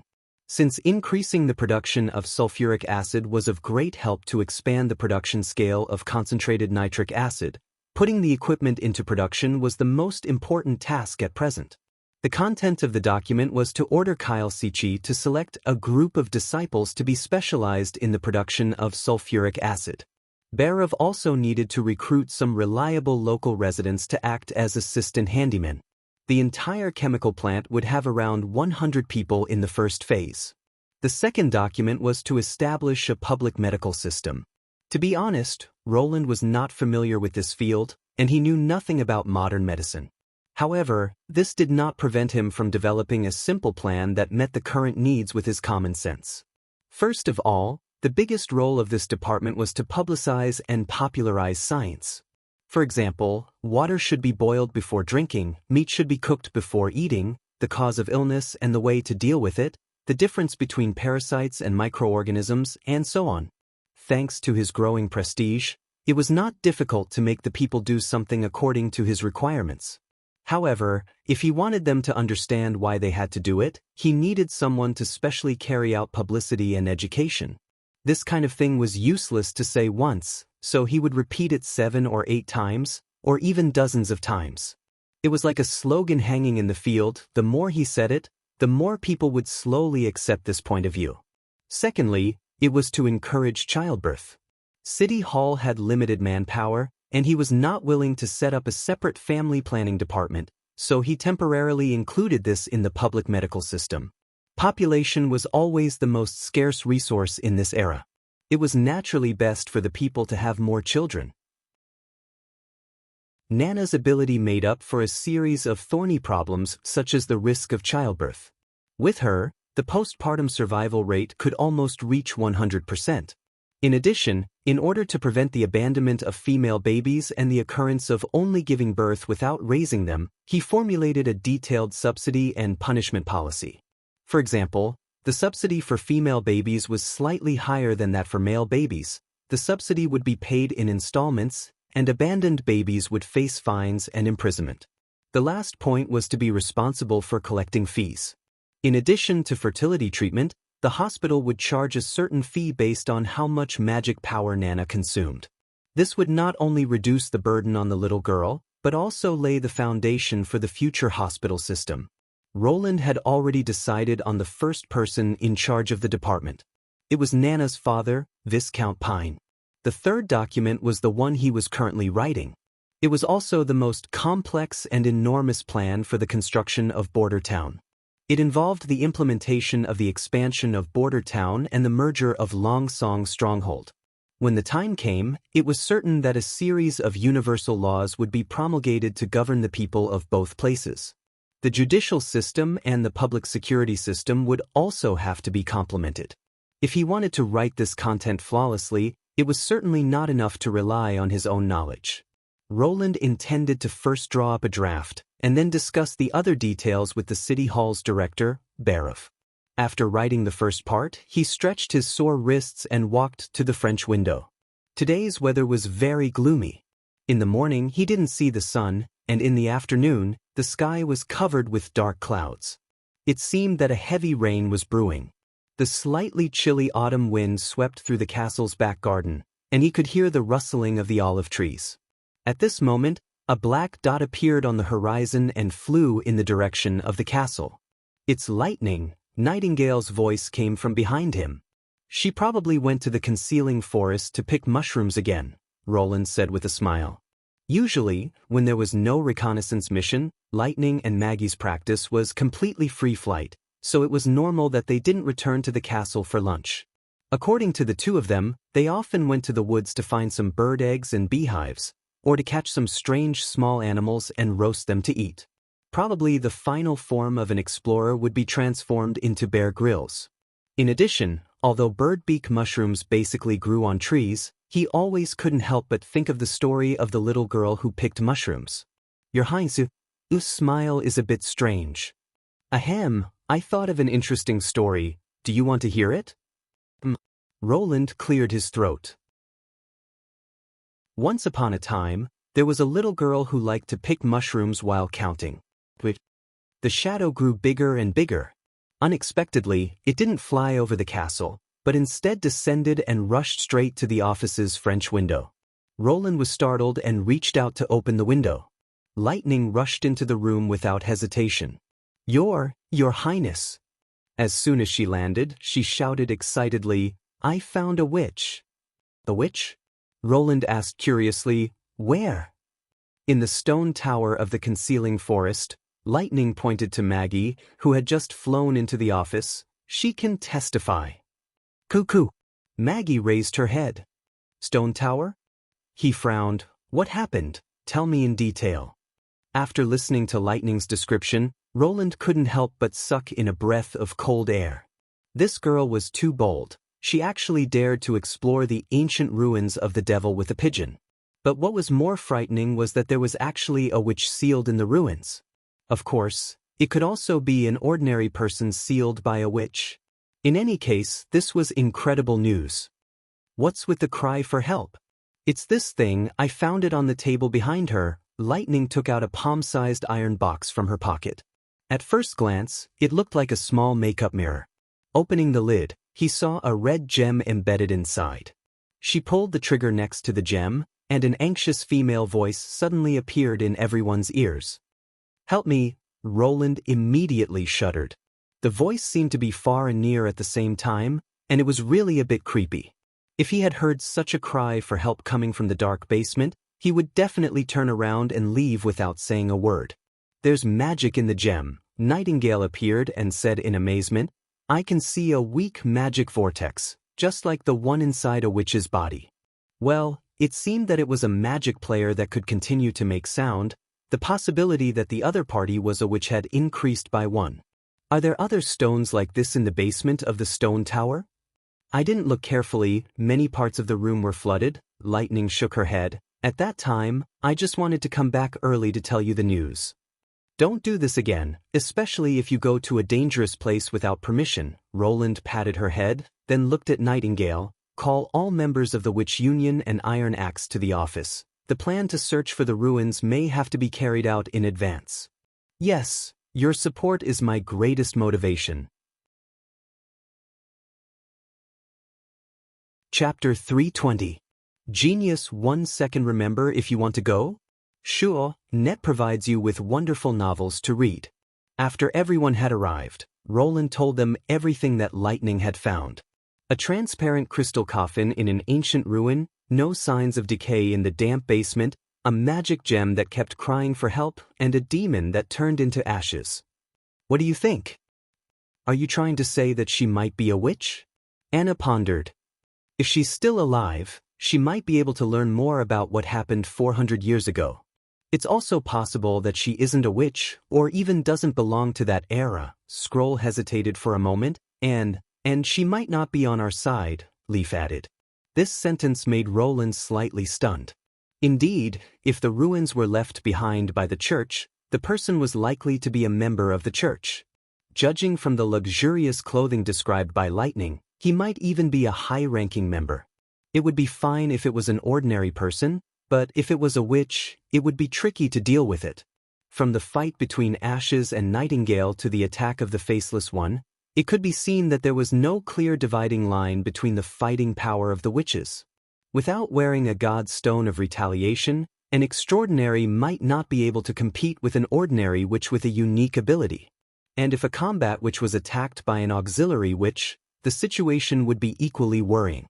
No one could guarantee that her ability would not pose a threat to the Witch Union in case she was malicious, unless she was awakened within the range of the god's stone of retaliation. "Are you all crazy? Are you even considering whether she is on our side?" Lily held her forehead weakly. How could a person from 400 years ago live to this day? Witches have always had a short lifespan. Even extraordinaires who have strengthened their bodies can't live for more than 100 years. You're thinking too much. If you ask me, maybe when that thing breaks, the person inside will turn into dust like the devil. Short life is because of the so-called demonic bite, Roland corrected. Witches generally have stronger physical qualities than the average person, so their actual lifespan should be longer. Most people only live for 40 to 50 years, Lily snorted. Do you think everyone lives as long as a tortoise? The average lifespan of 40 to 50 years was due to the poor food supply and poor medical standards. As long as the quality of life improved, it could increase for another 20 years. However, what she said was not without reason, Roland thought.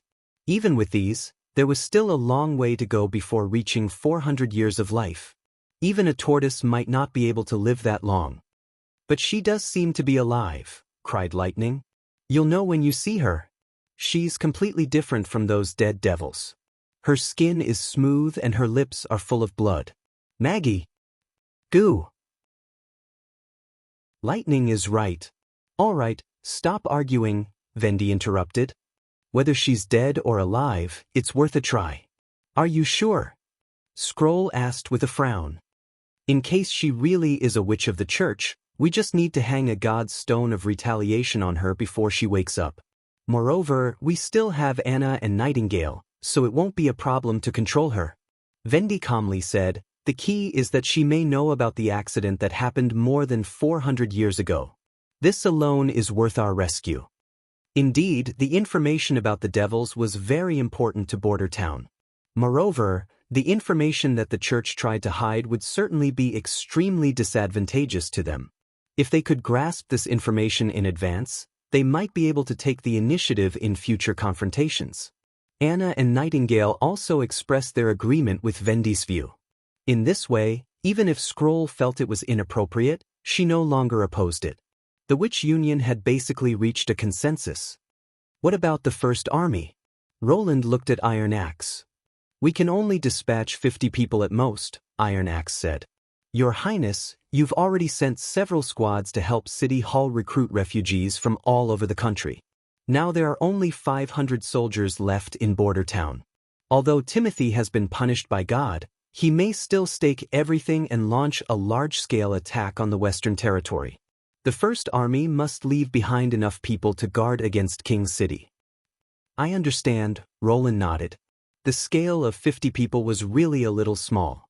If they were to face a long-range spear attack from the devils outside their field of vision, they would likely suffer heavy losses. In order to make up for this, in addition to Lightning and Maggie's aerial reconnaissance, Sylvie's clairvoyance ability was also indispensable. The ideal team should be a hot air balloon and the ground troops advancing in tandem. The witches would be responsible for the vigilance and close combat tasks, and the long-range suppression would be handed over to the Flintlock team. But in this way, the witches of Sleeping Island would also know about the existence of sleepers in the ruins. After considering it over and over again, Roland decided to take Sylvie with him. After all, in this rescue mission, ensuring their own safety was still the most important thing. Just as he was about to arrange the rescue plan, Mystery Moon exclaimed in a low voice, "My God, what is that?" Everyone followed her gaze and looked out the window, and couldn't help but be stunned. Roland couldn't believe it and opened the window, only to see the gloomy sky filled with white fairies. They covered the sky and covered the earth, but they didn't make any sound. He stretched out his hand and caught a small handful of white dots. His palm felt cold. It was snowing. This wasn't normal. As far as he knew, the Western Territory only had one snowfall in winter, not to mention that it wasn't even winter yet. Would it also snow in the last month of autumn? He looked at Iron Axe, who looked serious and slowly said, "I've only been in Border Town for 7 or 8 years, and I've never experienced such a situation. Once it snowed, it meant the arrival of the months of the demons, and the sun would be buried under the dark clouds until the next time it shone. And during this time, the entire Western Territory would face the threat of demonic beasts. Not to mention dispatching the First Army, even transporting the witches by hot air balloon would become dangerous. At this time, the concealing forest was full of ferocious demonic beasts, and leaving the protection of the city walls was definitely an extremely risky thing to do. He had to suspend the rescue plan and wait for the sky to clear up. From the bottom of his heart, he felt that this snow was likely to be an accident, and that it would soon end. After all, the temperature was still at the level of autumn and hadn't dropped much. 3 days later, Border Town was wrapped in silver, and the distant mountains and forests were covered with a layer of white gauze. In the future, this would definitely be considered a rare beauty, but Roland wasn't in the mood to enjoy the scenery. Although the snow had weakened a lot, there were still some scattered snowflakes falling. The First Army had also entered a state of full alert. The newly built city walls were regularly patrolled every day, and a temporary camp was set up at the foot of the city walls, so that the soldiers could quickly enter the battle. The temperature changed almost every day, and his clothes changed from unlined clothes to a cotton wool coat. On the 4th day, the news from the front made Roland's heart completely sink. The western section of the city walls had been attacked by demonic beasts. The months of the demons had arrived more than a month ahead of schedule. To be continued. Your support is my greatest motivation. Chapter 321. Genius 1 second. Remember, if you want to go? The web, providing you with wonderful novels to read. Fjords, Sleeping Island. I didn't expect that the first guest of Sleeping Spell would be you. Tilly smiled and handed him a cup of hot fish soup. Thanks to your help in exploring the ruins of the Shadow Islands. You're welcome. Thunder took the fish soup. Regarding that mysterious sea, even if I don't pay the commission, I'm willing to go there several times. To be honest, if there are no witches to accompany me, the east of the Shadow Islands is definitely a dangerous forbidden area for explorers. He took a sip of the fish soup and couldn't help but let out a breath of hot air. Blacktail fish soup is really delicious. Neither black tea nor black tea ale was popular in the fjords. They were used to having a bowl of cold fish jelly in midsummer and a cup of boiled fish soup when the weather turned cold. Different kinds of fish cooked had very different tastes. This was a custom that Tilly gradually understood after coming to Sleeping Island. That's why you couldn't wait to visit the sleeping spell? To be exact, I can't wait to start the next adventure, Thunder said with a forthright smile. The last time I saw the scene in the ruins observation mirror, I was stunned. What was on that land? Why did the stone door appear on the cliff? I couldn't wait to fly over and see. Really? Tilly also poured herself a cup of fish soup. You should know that I intend to go to Border Town in person. I want to have a good talk with the Lord of the Witch Cooperation Association, and I also want to see the Months of Demons in the Western region. Don't you want to go with us? He was silent for a moment, then grinned and said, No, she should have a good life there. This is also good, after all, with this kind of adventure, accidents may happen one day. I lost her mother, I don't want to lose her again. When the time comes I ask you? I will, Tilly nodded. After all, she is also one of us. She stopped here and smiled. But business is business. Although you have helped us a lot, the price for hiring witches still has to be according to the table. Of course, business is business. This is the tradition of the fjords. Thunder drank the fish soup in one gulp and laughed out loud. Seeing that Thunder had left the palace, Ashes walked in from outside the hall and sat down cross-legged beside Tilly. So, who did he hire? Magic servant Molly, Anydor, Orbit, and Shadow. Tilly unfolded the contract. The fee is finally set at 4,800 golden dragon stones. Very generous, right? 4,000? Ashes's jaw dropped. Where did he get so much money? Don't forget, Thunder is the most famous explorer in the fjords, the fifth princess said with a smile. Whether it's the discovery of new routes or the discovery of treasures from various places, they can all bring him a lot of wealth. Because of this, he has the ability to recruit a large group of experienced sailors to accompany him to explore mysterious and dangerous areas. But with a witch, the risk he has to take is greatly reduced. Using money to offset the risk has always been a good deal since ancient times. But is this really good? Ashes said hesitantly. Establishing a bounty guild can indeed bring a lot of wealth to Sleeping Island, but the witch's abilities will also be exposed. If the church hears about it, Sleeping Spell was a new guild established by Tilly. Here, the explorers of the fjords could hire witches with suitable abilities to help them complete their exploration. Of course, in addition to the main projects, it also provided many convenient services, such as repairing damaged items, making some exquisite works of art, quickly building houses, growing flowers, and killing insects. As long as the witches didn't use their abilities to do evil, they would be accepted by Sleeping Spell. Of course, the premise of all this was that the witches' abilities were publicized. Tilly took Ashes's hand. Didn't I tell you? I don't care about those golden dragons, but I hope that through the Bounty Guild, more people can understand Sleeping Island and reach a close relationship with us. I agree with Thunder's words that fear comes from the unknown. The same goes for witches. The fear of the Fjords Islanders and the people of the kingdom comes from nothing but the church's slander and their own ignorance.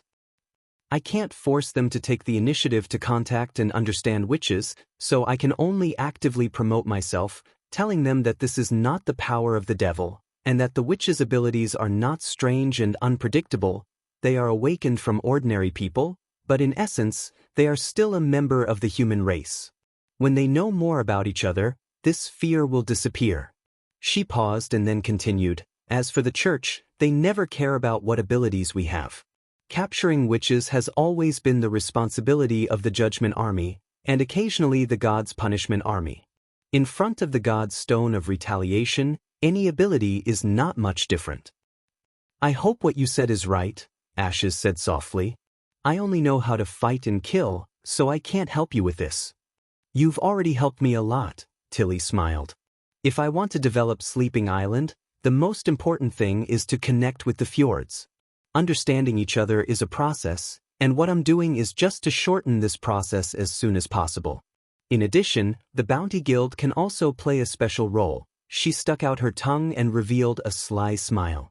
That is to find new uses for some seemingly useless abilities, so that non-combat witches don't have to feel frustrated because their abilities are not useful.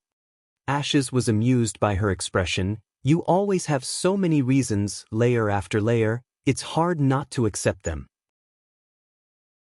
Because what I said is right, Tilly curled her lips. Let's change the topic. Maggie still hasn't returned to Sleeping Island. Did something happen there? Maybe she was delayed, Ashes thought for a moment. Or, what? She doesn't want to come back, she shrugged. Compared to the fjords, the living conditions there are much better. I already said not to send witches there. What if Lotus and Honey also don't want to come back? Then let's go, Tilly said. Oh, then I'll go prepare. What? Ashes was stunned for a moment before she came back to her senses. We go there? Princess Tilly curled her lips. Didn't we agree to help him fight against the demonic beasts and bring back the other witches? Without Lotus, next year the immigrants in Crescent Moon Bay won't have a house to live in.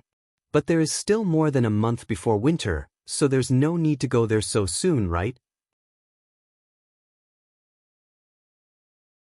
Chapter 322. Early in the morning, Roland was awakened by the cold. He climbed out of the cold quilt, put on a wool coat, and immersed his feet in a warm bucket of water. This was a corrupt privilege he could only enjoy as a prince. Every morning, the maid would put hot water beside his bed, in addition to a clean towel and hot milk, so that his body could instantly recover its warmth. Of course, compared to the common practice of big nobles, he felt that he was already restrained enough. Originally, Prince Roland had brought the head maid Tyre with this idea, but unfortunately he didn't get to enjoy it and died. Roland didn't like this practice, so he gave the vacant position to the old maid who was experienced in handling affairs. In fact, this choice was very correct. At present, there were many witches living in the castle, but she still managed to keep the castle in good order inside and outside.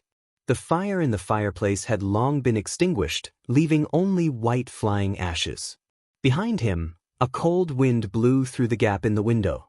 It was so cold that it was hard to believe that it was still mid-autumn. Roland dried his feet and washed himself with another basin of hot water. Then he walked to the window and closed it, which had been open all night.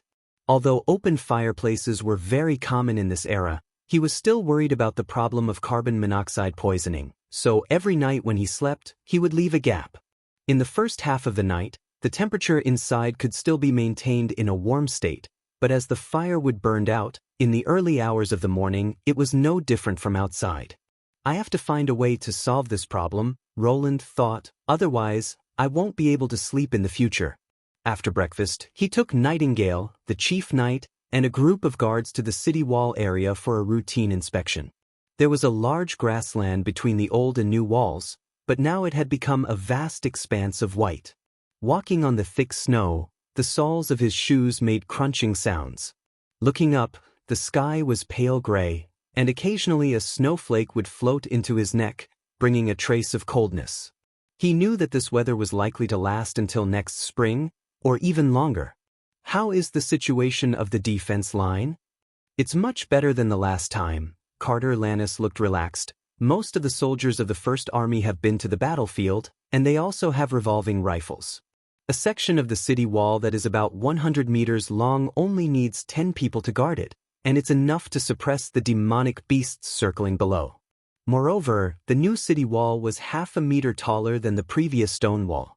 It would be difficult for the wolves to leap onto the top of the city wall. It was completely a target practice for the soldiers.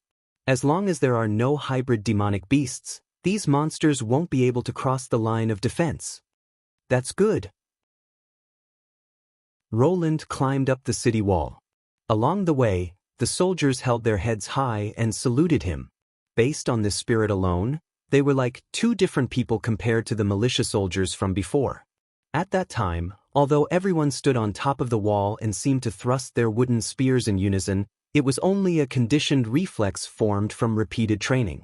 Their eyes were filled with numbness, and their movements were stiff. If one looked closely, one could even see that most of their legs were trembling slightly. Now, the eyes of the soldiers were filled with confidence. After saluting, they turned their gazes to the front and continued to monitor the battlefield.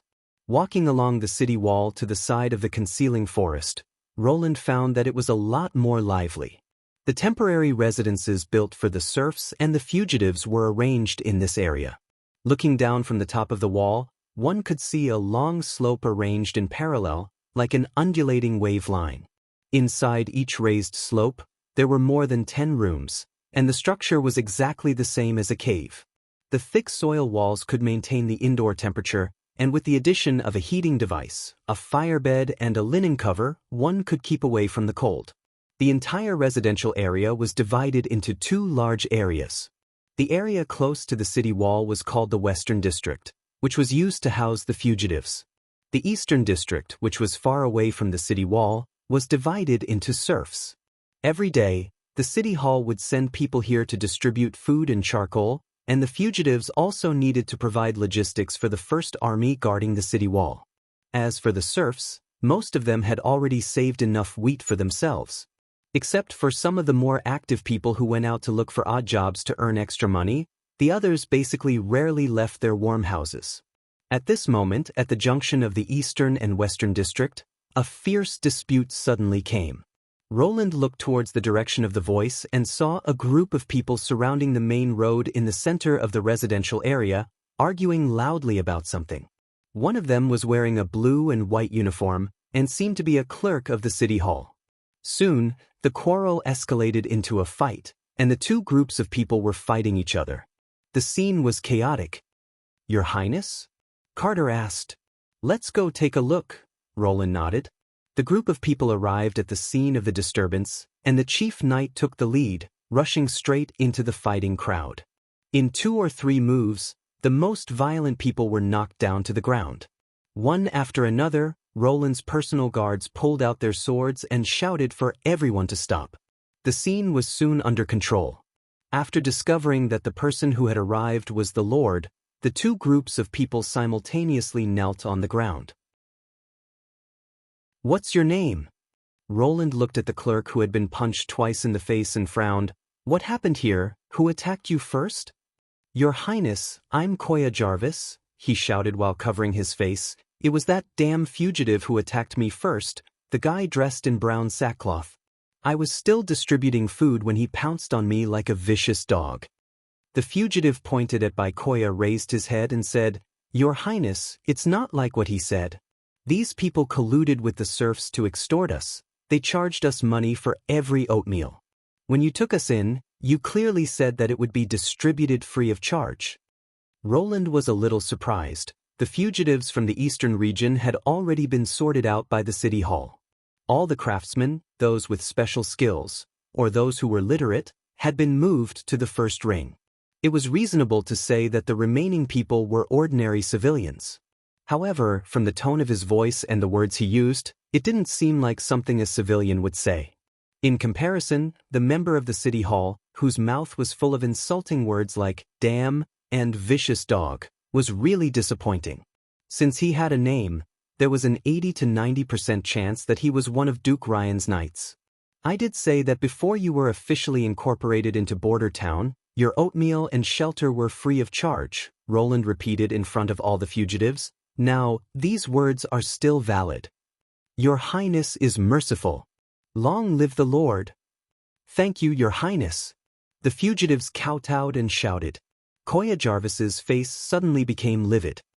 However, fighting and wounding people in the territory is also a violation of the law, especially attacking a member of the city hall. Roland signaled to the guards, "Arrest all the fugitives and serfs who started the fight and bring them to the castle. I will personally judge this fight." He paused, then looked at Koya with great interest. "I also want to ask you, what's the matter with the charged oatmeal?" To be continued. Your support is my greatest motivation. Chapter 323. Returning to the castle hall, Roland sat back in his seat of honor and looked down at his subjects. As far as he could remember, Prince Roland had only exercised his right to a trial once when he had just arrived in Border Town. Later, he had a falling out with the nobles, and his days were not going well, so he had left everything in his hands to Barav and never asked about it again. Seeing that everyone had arrived, Roland announced the start of the trial. First, all parties stated their reasons, and then he asked the questions himself. With Nightingale's secret assistance, he didn't need to judge who was deliberately lying and who was insincere, nor did he need to have a heart as meticulous as that of a Grim Reaper student. Determining who was responsible became easy and simple. The truth of the matter was soon revealed. Koya Harvey was unwilling to accept being stripped of his knight status, and at the same time tired of the cumbersome paperwork in City Hall, so he vented his resentment on the fugitives. He took advantage of the oatmeal distribution to deliberately collect fees from the fugitives and sow discord between the two sides. He claimed that it was precisely because the serfs did not hand over all their grain that the stock of wheat was insufficient and could not be distributed free of charge. In fact, Koya had been collecting fees for oatmeal for several days. Because he wore a striking City Hall uniform, most of the fugitives were afraid of retaliation from the officials and kept silent, which made him even worse. Today, a fugitive named Vader came forward to protest against the other party's actions, which caused a commotion, and all of this came to light. After understanding the situation, Roland was a little relieved. An organization should be full of vitality and vigor during its ascension period. Although corruption and rigidity were inevitable after it stabilized, that should only happen after Grey Castle was unified. If such a problem appeared in the early stages, the organization was doomed to not go far. Now it seemed that it was only Koya Harvey's personal behavior, and that it did not involve the other officials of City Hall. Moreover, the matter was limited to extortion, and not the collusion with the serfs to resell grain and sell it privately. Of course, he was also responsible for this. At that time, City Hall was in urgent need of manpower. Without any screening or training, he had only given a warning to the surrendered knight to Barav. In the end, reality proved that not everyone could accept this job without any complaints and endure the huge psychological difference from being a knight to a commoner. Roland called Barav to his side and asked in a low voice, "How does the Lord usually handle this situation?" "Your Royal Highness, there are two kinds of cases," the latter replied respectfully. If the offender is a noble, after handing over a few golden dragon coins, he can be exempted from any punishment. But if a commoner attacks a noble, the crime can be big or small, ranging from cutting off his hand to whipping. "But Koya was no longer a nobleman," said the prince, shrugging his shoulders. "I stripped him of his title." "Yes, Your Highness. In this way, the punishment will be based on the mood of the Lord. No fixed number." Barav shook his head. He frowned. Everything depended on his mood. The implication was that it didn't matter how the commoners were manipulated. In the eyes of the nobles, they weren't people that needed to be treated seriously. Other than chopping off their hands, breaking their legs, whipping them and pulling out their nails, are there any more ordinary punishments? For example, imprisonment. Imprison? Barav was taken aback. "You mean simply locked up? What kind of punishment is that?" "The prison is only a place to temporarily detain prisoners, and sooner or later they will be dragged out for trial. If you keep them locked up, you will also have to provide them with food. I'm afraid that in the eyes of some people, this is already a reward." Well, it seems that the imprisonment that was commonly used in later generations wouldn't be useful here. After thinking for a moment, Roland decided to follow the rules of Grey Castle. He stood up and swept his eyes across the hall. "I will now pronounce the sentence. Koya Jarvis, for dereliction of duty and extortion of fugitives, will be stripped of all his duties in the City Hall and sent to work in the mines for 10 years. In addition, he will be fined 3 times the amount of the extorted income. Vader, for taking the initiative to attack the City Hall personnel, will be sentenced to 10 lashes. The rest of the fugitives and serfs who participated in the fight will be fined 2 silver royals or 5 lashes. The oatmeal will continue to be distributed free of charge, and all the money that was previously extorted will be returned." He looked at the City Hall director. "The above sentence will be implemented by you, and the results will be announced to the people of the temporary residential area. As you command, Your Highness. Bear bowed. Returning to his office, Roland leaned back in his chair and stretched. Then he felt a pair of hands on his shoulders, gently massaging them. He closed his eyes and enjoyed this moment of leisure. This incident made Roland realize that with the increasing number of subjects and the rapid expansion of the City Hall's authority, the issue of internal supervision might have reached a point where he had to face it. But he didn't want to set up an organization similar to the prosecutor's office, and he was even more unwilling to have the public security, procuratorial, and judicial independence in this era. The former not only required a large number of literate people, but it was also easy for it to become a political body that attacked each other and shirked responsibility, hindering the implementation and development of policies. The latter would also weaken the power of the Lord. It was better to have the power to enact, interpret, and judge laws in his own hands. He needed a simple and effective system that didn't need too many people to play the role of a supervisory organization. Roland grasped the hand on his shoulder. Nightingale dispelled the fog, took the prince's hand and sat back on the table, tilted her head and asked, "What's wrong?" Her slender legs dangled over the edge of the table, the high moccasins and close-fitting leather pants on her feet formed a perfect curve. Roland coughed twice. "I intend to set up a new department to supervise the City Hall, as well as to arrest other individuals or groups that may endanger the stability of the Western Territory. This department only needs to report to me, completely independent of the City Hall and the First Army," he said word by word. "I will temporarily name it the Security Bureau of the Western Territory, and I want you to be the person in charge." She blinked her eyes. "That's right, only you can easily distinguish between truth and falsehood. Any deceptive tricks are meaningless in front of you." Roland nodded. "How about it? If you want, I can provide you with afternoon tea with ice cream in winter, and—" Nightingale gently pinched his hand. "Even if you don't say these things, I will promise you, as long as it's something you want to do." Roland suddenly felt a little embarrassed. She smiled and did not let the silence continue. "But what should I do?" "Well, the supervision part is very simple." The prince adjusted his mood. "I will set up an inspection box at the gate of the castle district. You only need to check the report letters in it." In order to solve this problem in the least costly way, it was undoubtedly to mobilize the masses to supervise, and let the City Hall itself supervise itself, just like the last year during the months of demons to catch the spies in Border Town. In the future, this method was not easy to use. Whether it was the target of the report or the reporter themselves, they needed to spend a lot of energy to verify, and at the same time there were false reports, not to mention deliberate framing. But these shortcomings did not exist in the face of Nightingale's ability. Verification of information became easy. She only needed to ask face-to-face. Accurate reports would be rewarded, false accusations, false reports would be punished. Implementation around these 2 points, the reporting system would inevitably be extremely efficient.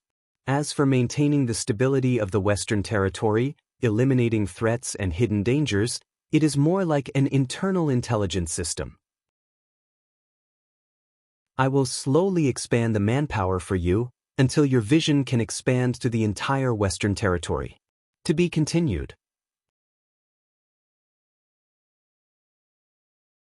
Chapter 324. At this point, Roland also had a general plan for the security system of his territory in the future. The current population of Border Town was about 20,000 people. In addition to the local natives, there were also people from Longsong Stronghold and refugees from the eastern region. When the envoy sent by Berev returned, they might even bring a group of people from the southern and northern parts of the kingdom. The composition of the population would become more complicated, and the quality would also be uneven. Conflicts like today's would only increase. Therefore, he also needed to establish a public security system to replace the current patrol work of the First Army. Sooner or later, internal violence and external violence would be separated. He had also considered this problem before, but because of the lack of manpower, he gave up.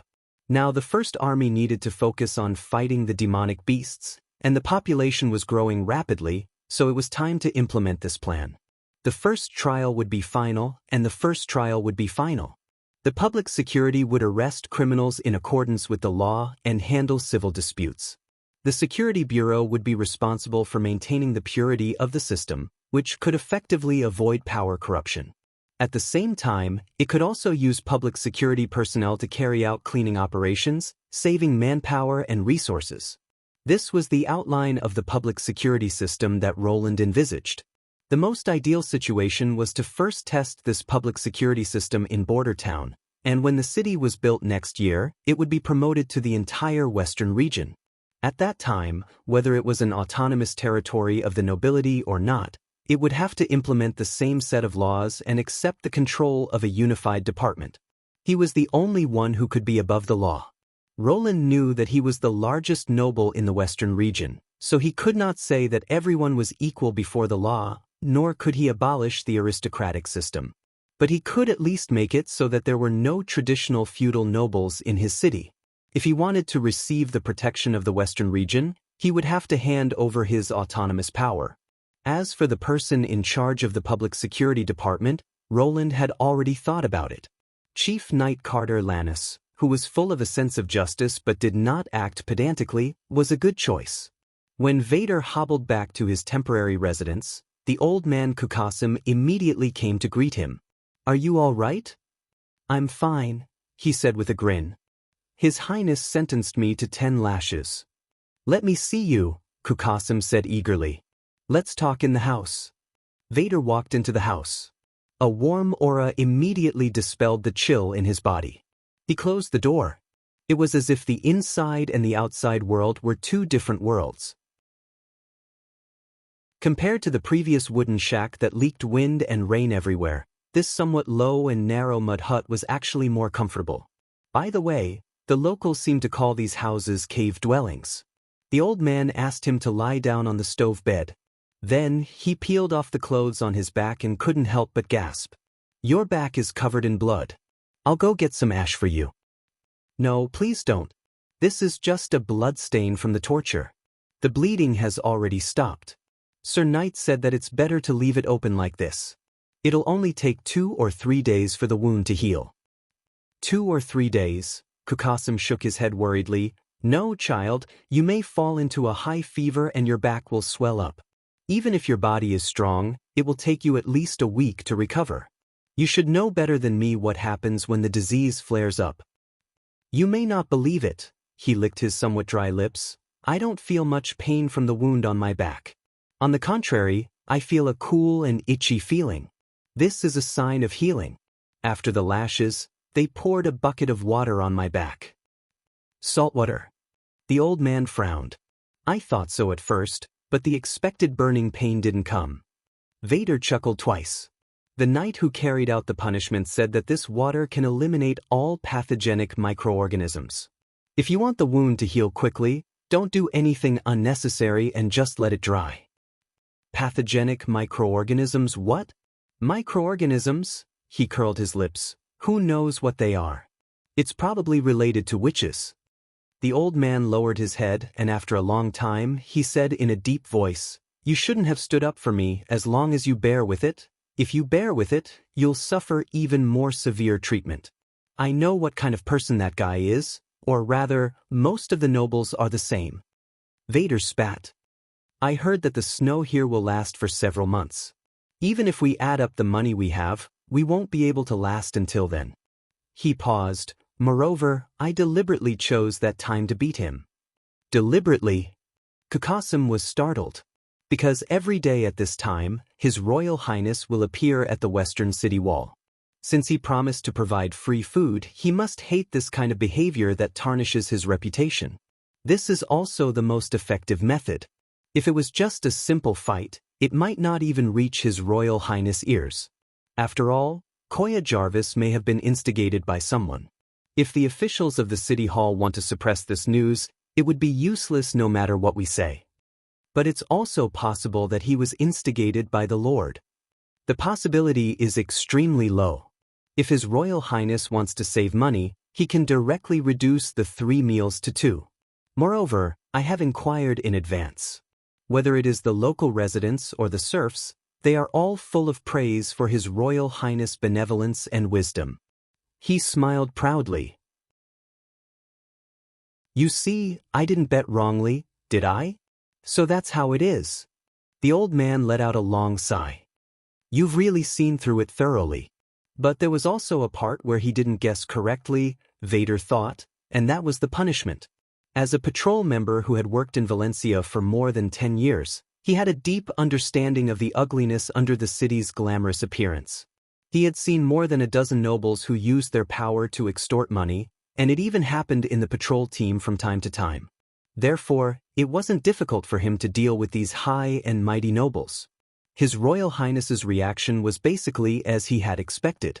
Only the punishment was beyond Vader's expectations. In this case, a lord who loved his reputation would mostly judge the bullied innocent, but he had punished everyone. Compared to his reputation, His Royal Highness seemed to care more about the system. For a lord who was used to doing as he pleased, this was indeed a rare quality. What do you plan to do next? The old man asked after a moment of silence. I will rest for 2 days, as Sir Knight specially approved. After that, I will continue to do what I did before, helping those guys who carry strange weapons to do some miscellaneous work. You could have lived in the inner city and lived a decent life with the craftsmen. But you can't go in, Kukasim. Don't talk about this anymore. He shook his head. I won't leave you outside. This old man was neither his family nor his elder. Half a year ago, he was still a prisoner locked up in prison. Everyone knew that the old man was pushed out by the black street rats to be used as a scapegoat. But this kind of thing was common, so the patrol team was simply too lazy to care. Later on, Valencia was ransacked by a large group of pirates. He was originally going to die in this turmoil, but at the critical moment, the old man hid him in a cell and covered his body with a smelly bedsheet. Finally, he was lucky enough to escape. Vader didn't expect that he would actually be rescued by a prisoner who he usually didn't even want to look at. He suddenly understood that there was no difference between him and those disgusting nobles. The other 2 people in the room both knew Kukasim's identity. It would be fine with him watching over him, but once he was gone, they would definitely find trouble with the old man. Don't worry, everything will get better. Vader patted the other's shoulder. 2 days later, he heard news from the inner city that His Royal Highness was recruiting public security members. To be continued. Chapter 325. Hey girls, do you want a bowl of fish soup? Captain Jack stuck his head into the cabin and curled the pipe in his mouth. Just now a lucky guy caught a large tailless trout. Thank you, Tilly Wimbledon nodded. We'll be right there. Fish soup again. After the captain left, Ashes sighed. What's so good about this tasteless thing? You can add more salt to the bowl, Breeze chuckled. Pepper is also fine, but it's more expensive. I'm afraid Mr. Jack won't put it in for you.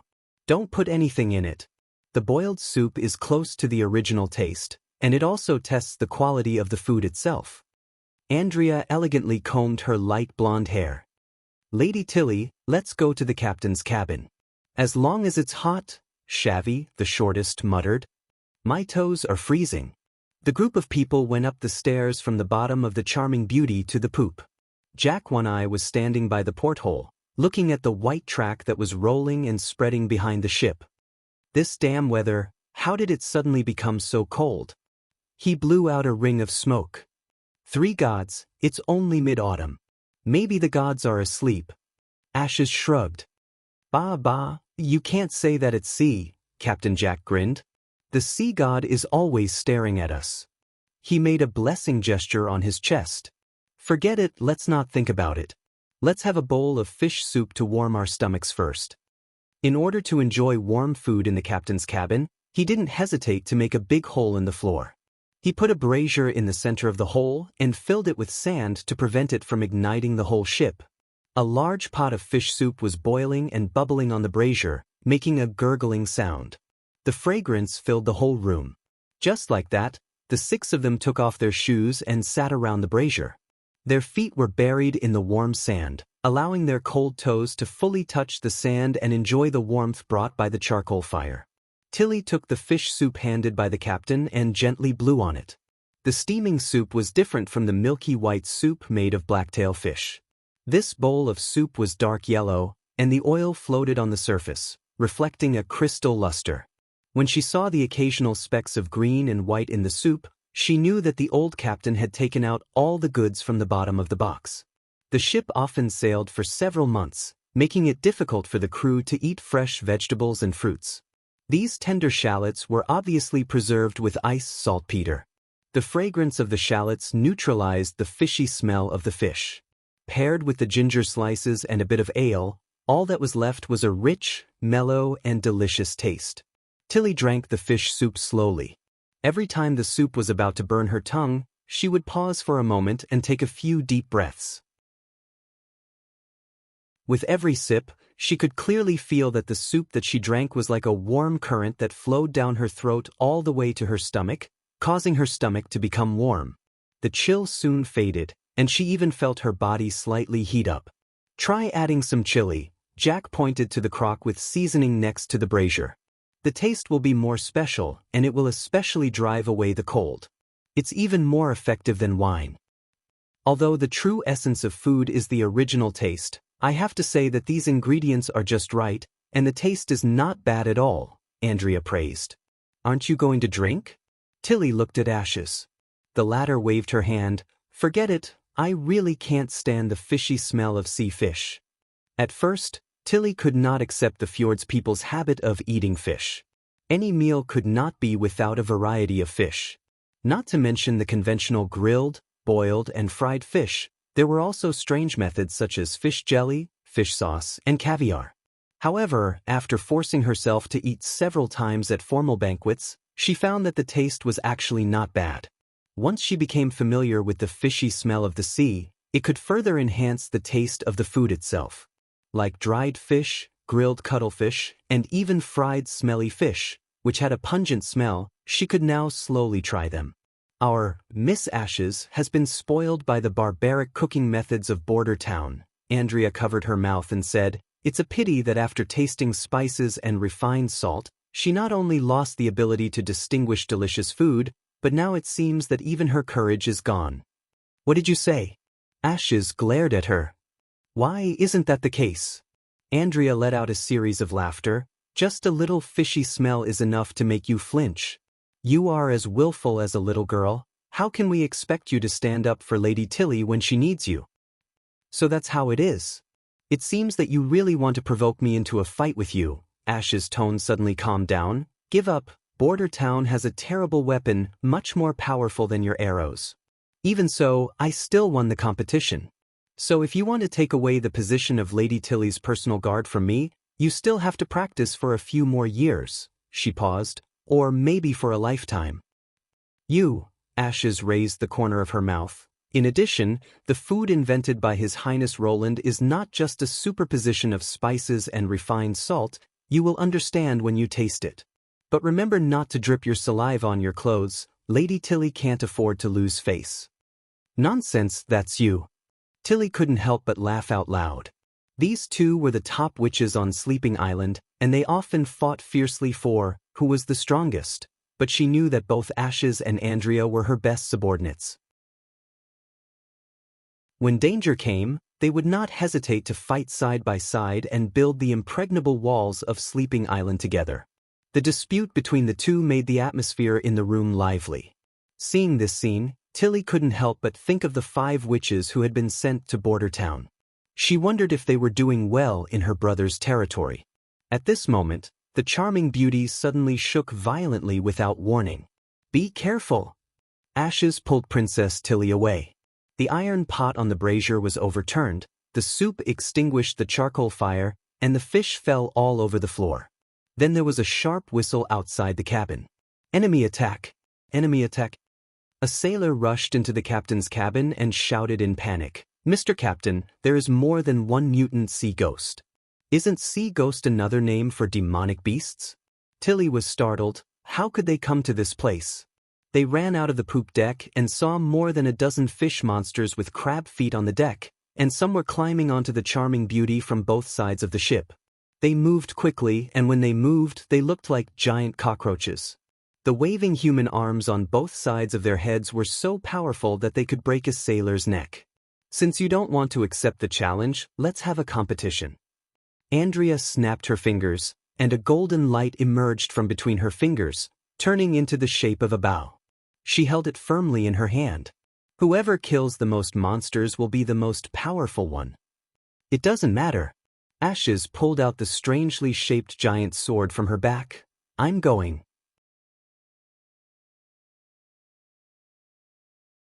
Chapter 326. Tilly injected her magic power into the stone of flight and leaped into the air, overlooking the entire deck.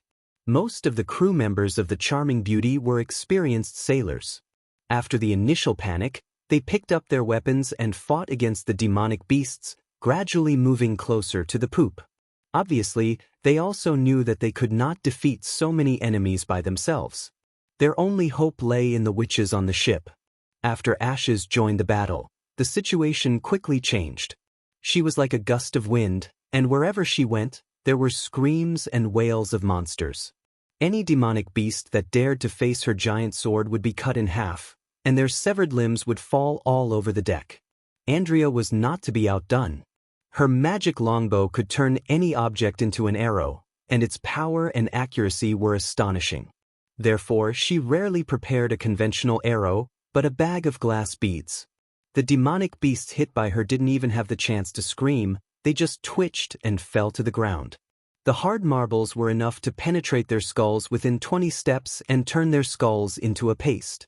Breeze and Shavy walked back and forth on the deck, helping the injured sailors. With the protection of an invisible barrier, the demonic beasts could not get close to them.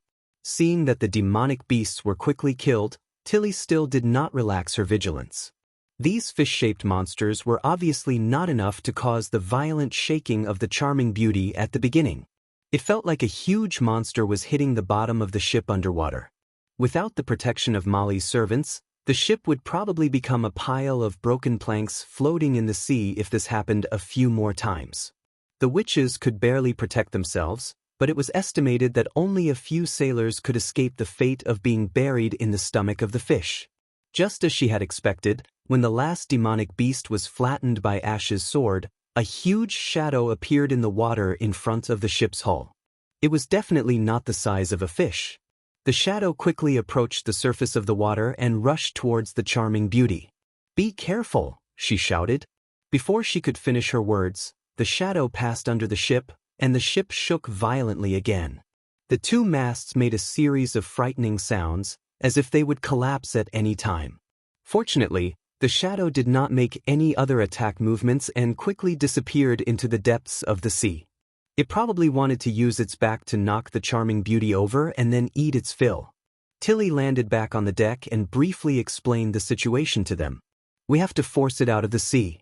Otherwise, this damned monster will sink the ship sooner or later." Ashes frowned. "I'll try," Shavy said.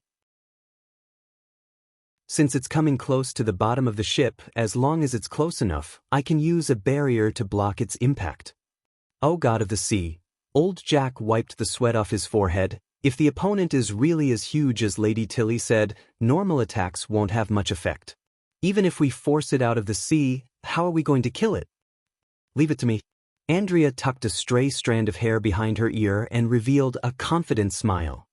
"Within 10 steps, no enemy can take a full blow from me." The shadow soon appeared, but this time it changed its direction and rushed towards the Charming Beauty from the stern.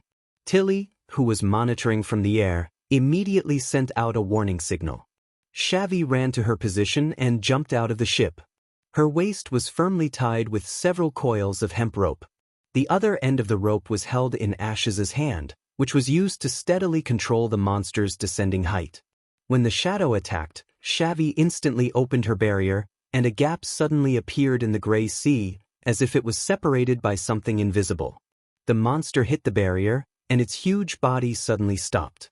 Shavy let out a muffled groan, and her hands hung limply, as if she had consumed a great deal of strength.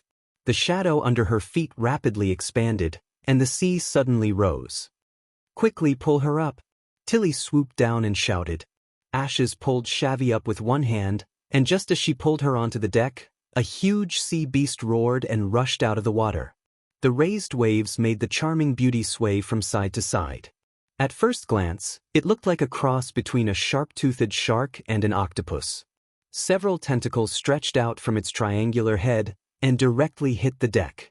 Even listening to the sound, it was obvious that it was extremely angry at this inexplicable collision. Its tentacles, which were as thick as an adult's thigh, swept the railing into a mess, but it was unable to break through the defense that Shavy had put up. "Andrea?" Ashes bent down, her fingers clasped together, and her hands formed a bowl-shaped shape. "Come." The latter stepped on Ashes's palm. "Leave everything to me." The extraordinary forcefully threw her out, and in the blink of an eye, she had already flown above the monster's head. She summoned her magic bow and pulled the string to its fullest. Suddenly, a dazzling light burst out from between the bow and the string. This light was like the sun peeking out of the clouds, and the sea was reflected in a golden color. "Go!" Lightning flashed, and this arrow made of pure magic let out an ear-piercing sound, as if it was thunder itself, and entered the monster's body. The monster's grayish-brown skin suddenly swelled up, and golden cracks spread all over its body. From its body, a ray of light emerged, and then with a loud bang, it exploded into pieces. The huge explosion stirred up a circle of ripples on the surface of the sea. The black blood was like ink, dyeing the sea black, and the exploded internal organs fell like rain. The tentacles that were originally wrapped around the ship curled up, and together with the monster whose head had been blown off, they sank to the bottom of the sea. Andrea fell into the sea with a splash. "Ah, help, help, I can't swim, go, someone help me." Ashes looked at the tired face of Shavy, and helplessly sighed. Really an idiot who only knows how to act cool. She untied the giant sword on her back, dived into the sea, and swam towards the monster. Tilly finally breathed a sigh of relief. The threat of the sinking ship had been removed, and at least she didn't have to worry about swimming to border town. Suddenly, she felt the tip of her nose become cold, and when she raised her head, she couldn't help but freeze in place. She didn't know when, but she saw snowflakes floating in the gray sky, like fairies flying all over the sky, covering her entire field of vision. "This is snow." Breeze stared at the melting ice crystal in his hand. "Does it snow in Grey Castle in autumn?" "Oh, I was wondering why it got colder the further west we went." One-eyed Jack took out his pipe and lit it again. "It seems that you really live in an abyss of suffering." Tilly didn't answer, but her expression was solemn. Breeze came from the Kingdom of Dawn, where it was spring all year round. Old Jack was from the fjords, and even in winter, it was rare to see heavy snow. But for the western region of Grey Castle, snow had a special meaning. The court tutor had said that this snow was endless, accompanied by the horns of the demon's invasion. It symbolized the beginning of the months of demons, and would not subside until the end of the months of demons. Although the months of demons never had a fixed end date, it usually began in winter. Could it be that Border Town was already under the attack of the demonic beasts? Moreover, the water ghosts in the sea only appeared east of Burning Fire Island, and now there were traces of them even in the southernmost corner. I don't know if the merchant ships going to and from the mainland of the kingdom will be attacked by this group of monsters. Tilly became more and more worried. After sailing in the heavy snow for 2 days, they finally saw the hazy coastline.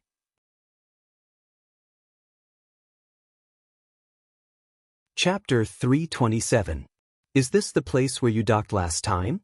Tilly asked, looking at the towering rock wall in front of them. After seeing the coastline, the charming beauty had been sailing along the shore to the west until they reached the beach, when Ashes shouted to stop the ship. "Well, look," she pointed to the top of the mountain. Tilly looked in the direction she was pointing and saw 2 orange flags fluttering in the wind. Although the last time we came here it was still a beach, but the 2 flags show that we didn't go the wrong way. "I also remember it," old Jack said with a pipe in his mouth, "but last time they carried a huge balloon to transport all the witches over the cliff. How are you going to cross it?" "A huge balloon?" Tilly asked curiously. "Yes, it can fly when it is filled with hot air," Ashes nodded. "It is said that it is an invention of His Highness Roland. The principle is to use the rising force of hot air to lift the balloon and the people into the sky." The fifth princess looked a little complicated. The court tutor didn't teach us these things. Then she spat out a white breath. Anyway, we will see him soon, and then we will naturally know the result. Let's go ashore. Are you sure you don't want to wait for him to pick you up on the ship? The captain shook off the ash. What about this cliff? Leave it to Shavy, Tilly smiled. Because this was a naturally formed coast, no one knew the depth of the seabed, so the charming beauty didn't dare to get too close, and could only send people to the shallows by releasing a landing boat. After the group stepped on the thick snow, Tilly looked at Jack one-eyed. Mr. Captain, then I will have to trouble you to wait here for 3 or 4 days. Lotus and the others still need your help to send back to Sleeping Island. Of course, the captain replied. Without you on board, I don't dare to go back the way we came. God knows if those mutated water ghosts will come to the door again. Tilly walked to the edge of the cliff and used the magic stone's ability to fly directly to the top of the mountain, observing the surrounding situation. The terrain behind the mountain was much higher than the shallows, and it was almost level with the top of the mountain, which meant that they only needed to climb, not to land. The height of the mountain wall was about 50 steps, and the magic consumption would be greatly increased when the barrier was used to push objects, but such a small distance should not be difficult for Shavy. She slowly landed beside the 4 of them. Shavy, I'll have to trouble you with the 3 of them. Yes, Lady Tilly. The latter patted her chest with a smile and then summoned an invisible barrier. After 2 days of rest, she had already recovered from resisting the fierce impact of the giant beast at the bottom of the sea. When everyone stepped on the invisible barrier, she activated her magic and made it rise slowly. After a while, they went over the top of the mountain. Then, under the guidance of Ashes, the group spent half a day and finally arrived at Border Town.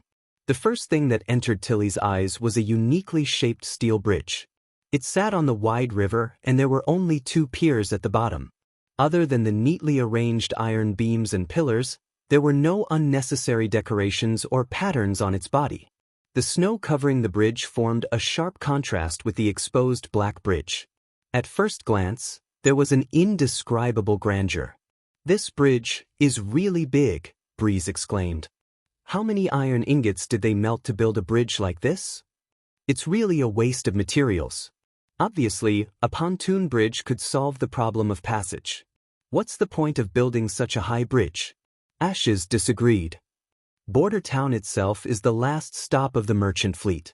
Do you think there are ships that want to go to the source of the river to do business? Ignorant remarks. Andrea elegantly shook her index finger. Even if I'm not from Grey Castle, I can still see that the woodland in the west is quite valuable for reclamation. There are no towns now, but that doesn't mean there won't be any in the future. If you want to continue to expand your territory, expanding into an uninhabited area is the best choice. At that time, the pontoon bridge will become a blockage for the river transportation. Lady Tilly's brother obviously thinks more long-term than you do. Ashes raised her eyebrows. Before, you called him a vulgar aristocrat who likes barbaric cooking, but now you call him Lady Tilly's brother? The word vulgar aristocrat was added by you. The blonde which turned her head disdainfully. In addition, long-term vision and barbaric cooking don't conflict, so you don't have to sow discord in front of Lady Tilly. Tilly didn't pay attention to the routine dispute between the two. Instead, she turned her eyes to the other side of the river. She noticed an incredible phenomenon.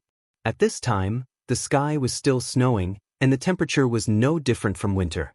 It was reasonable to say that at this time, the townspeople should be hiding in their homes, either around the stove or curled up under the quilt. Even in King City, there weren't many people on the streets in winter. The cold would accelerate the loss of physical strength. If you wanted to keep your body warm, you had to eat more than usual, not to mention the risk of catching a cold. Therefore, except for the necessary food and drink, the vast majority of civilians always avoided taking any action in winter. However, there were constantly people coming and going by the river. Some of them were pushing carts, while others were carrying large bags. Their footsteps were hurried, and it seemed that they were working. Tilly didn't find any supervisors with whips around them. That was to say, these people were working completely voluntarily. How is this possible? After crossing the iron bridge, 2 guards carrying strange spears immediately came over. They were wearing the same uniform and seemed to be in high spirits. Their demeanor was completely different from the usual patrols in big cities. "Stop, why are you coming from the south?" One of them carefully looked at them for a moment. "Wait, you are witches?" This question made Tilly slightly startled. Although she already knew that the existence of witches had been made public in this town, but when she personally heard an ordinary person ask such a question in such a calm tone, her heart still set off a burst of waves. "Yes, we are witches." "You want to join the Witch Cooperation Association?" The guard laughed. "Please wait here, I will immediately report to the higher-ups." "Okay, we will wait here." Tilly stretched out her hand to interrupt Ash's words. "Also, can I ask what these people are busy with?" They are repairing the dock. Because of the sudden snowfall, a lot of things have been messed up. As for what they are doing specifically, I am not clear." When the guard returned to his post, Ashes puzzledly asked, "Why didn't you tell them your identity? Aren't you curious? How will he receive a witch from another city?" Tilly playfully blinked her eyes. Not long after, a tall and slender woman dressed in white walked over. She had long, curly blonde hair and an impeccable appearance. Even if she couldn't see her magic, Tilly could feel the sharp aura emanating from her body, just like an unsheathed blade. There was no doubt that this person was a combat witch, and an extremely powerful one at that. "I really thought that there was a new witch who wanted to join the Witch Cooperation Association. Didn't you return to Sleeping Island?" She first looked at Ashes, and then swept her eyes over the crowd. When her eyes fell on Tilly, she suddenly froze. In an instant, the sharp feeling disappeared and was replaced by a watery warmth. "Hello, my name is Nightingale," she nodded in greeting. "You must be Tilly Wimbledon, His Highness Roland's sister, right?" To be continued.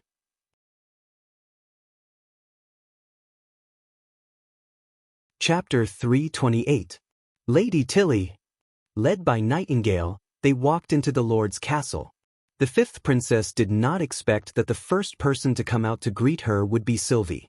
She happily ran towards her, and without paying her respects, she bent down and hugged her. "Why did you come? It's still autumn." "It's no different from winter," Tilly said with a smile. "Where are the others?" "Lotus is building houses for the refugees, Evelyn and Candle should still be in the industrial area at this time, and Honey is training messengers in the back garden," Sylvie counted with her fingers. "His Highness has already sent someone to inform them." "Don't worry, I think you'll see them soon," a familiar yet very strange voice sounded from behind Sylvie. Tilly looked up and saw a gray-haired man smiling at her.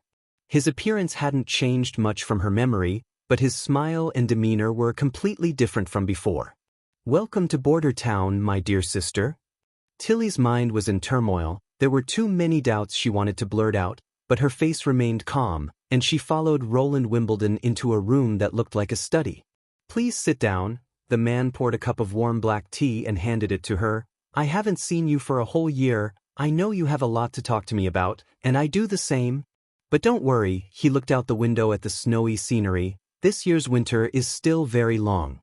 She held the cup and didn't answer, but sat at the mahogany table, quietly looking at the 4th prince. Just this opening speech, Tilly felt that it wasn't her impression of her brother. He was weak and timid, outwardly strong but inwardly weak, and most importantly, he was used to evading, never thinking of facing head-on.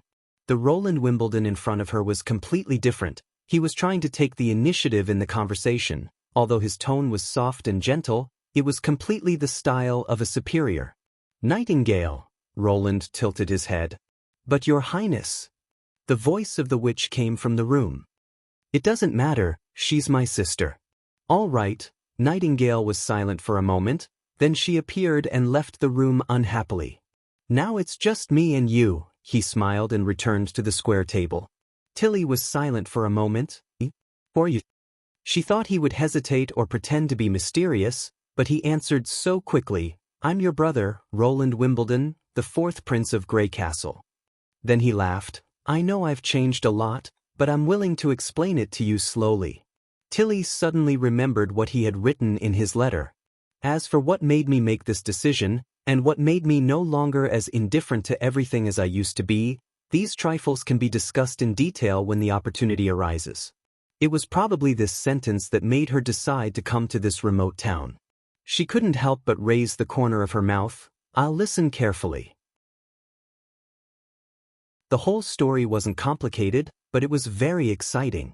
After listening to Roland's experience after he was in theft to Border Town, Tilly found that her teacup was already empty. She let out a long sigh and went over the story again. Simply speaking, a witch named Anna touched Roland. Through the witch he saved, he saw the evil of the church and how it bewitched the people. Then Garcia's assassination made him feel the darkness under the power of the royal family. Even if he hid in a corner, he still couldn't escape the malice. Finally, he decided to change everything.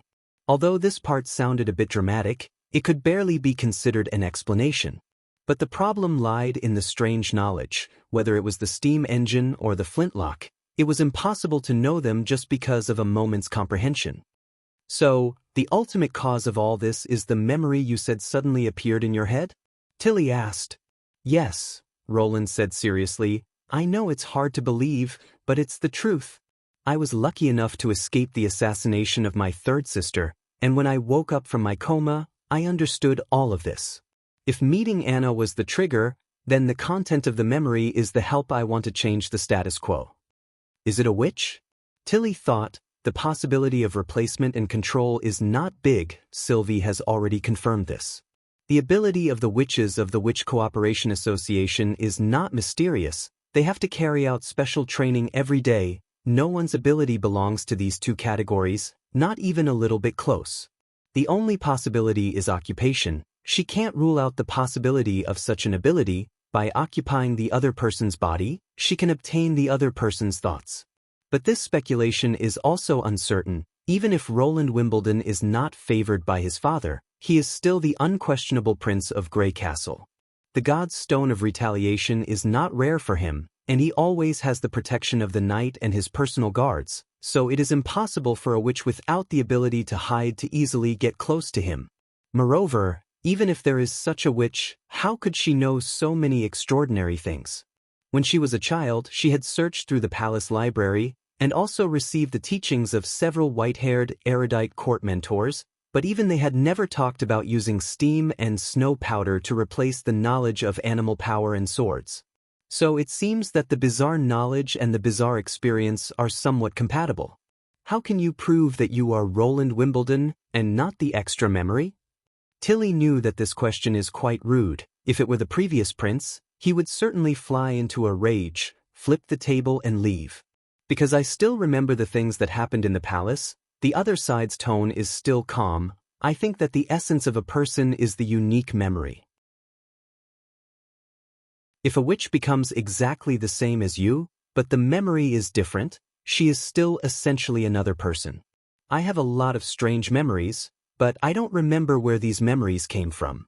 And your crying expression when I threw you on the broken glass is still vivid in my mind, so this is proof. He paused. Of course. I haven't had the time to apologize to you. I hope it's not too late. Tilly was silent. The Roland in front of her was clean, and his expression was sincere, as if he was telling an unquestionable fact. Obviously, no matter from what point of view, he is much better than the previous prince, but in my heart, I still have doubts. It's really unbelievable. It's normal. Roland seemed to see through her thoughts. A lot of things are inconceivable before you personally experience them. I didn't expect that my sister would actually awaken as a witch and hide it from everyone in the palace. But, as I said at the beginning, this winter is still very long. We can slowly get to know each other. This is probably the most suitable solution for now, Tilly nodded. Then for the next few months, I'll trouble you. Leave it to me, you'll like it here. To be continued. Your support is my greatest motivation. 19830-124.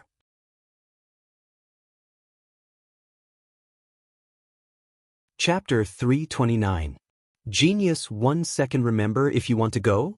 Sure, Net provides you with wonderful novels to read. After Tilly left the office, Roland let out a long breath. Obviously, speaking nonsense in front of a smart person was a very stressful thing, especially when one had to maintain a sincere expression the entire time. Fortunately, Nightingale's report gave him a moment of respite. All the witches of Sleeping Island had returned to the castle, so Roland took the opportunity to end the conversation. "What do you think? Do you have a special feeling facing your own sister, a witch?" Nightingale turned over and sat on the table, looking down at the prince. The latter rolled his eyes and grumpily said, "Is great pressure considered a special feeling? I thought it was going to be a touching reunion," she said, pursing her lips. "I don't have a good relationship with her." Roland sighed. "I often bullied her in the palace. When she grew up, she was no different from a stranger. It's already a pleasant surprise that she could come here." She said meaningfully, "You won't be alone with other strange witches. I see that you trust her." "That's because I don't want you to see me lying." Roland didn't answer. He refilled his teacup, leaned back in his chair, and slowly took a sip. "In short, you will understand in the future." Nightingale reached out and touched his lips. "You'll tell me everything, right?" "I'll accept this promise," she said with a chuckle, then disappeared in front of Roland. Roland leaned back in his chair and recalled the entire conversation, looking for any possible loopholes. This was also the most suitable explanation he could think of. Years of work experience told him that the more lies he made up, the less they would stand up to scrutiny. Therefore, it would be difficult for him to justify his claims of deliberately hiding his abilities when he was young, finding ancient books by accident, or being taught by a hermit. In addition to being his sister, the other party was also the leader of the witch organization. Before the two sides formed a stable alliance, any exposed lies would bring a heavy blow to the trust. So, he chose to tell the truth about the details that could be exposed, and the additional knowledge was all attributed to the sudden memory. Although it sounded incredible, compared to the even more incredible transmigration, at least there were not too many negative effects, and it could not be falsified. If it was the latter, it was hard to say whether she could accept a stranger from another world. As long as he insisted that he was the fourth prince of Grey Castle, no one could deny it. And what she wanted was probably an explanation from his own mouth. Roland knew in his heart that an outstanding leader would not always be entangled in the past. The most important thing was to work together and move forward. This winter would allow her to see the broad prospects of the Western region, as well as his sincerity in cooperating with her. This could be considered a successful meeting. As for the relationship between them, there would be plenty of time to repair it in the future. In the evening, a grand banquet was held in the castle hall. Not to mention the common pepper steak, fried eggs, and white bread, all kinds of white wine, pan-fried bird beak mushrooms, steamed dumplings, and ice cream all appeared on the stage, raising the taste of the dishes to a new level. At the same time, the concept of fancy platters was introduced.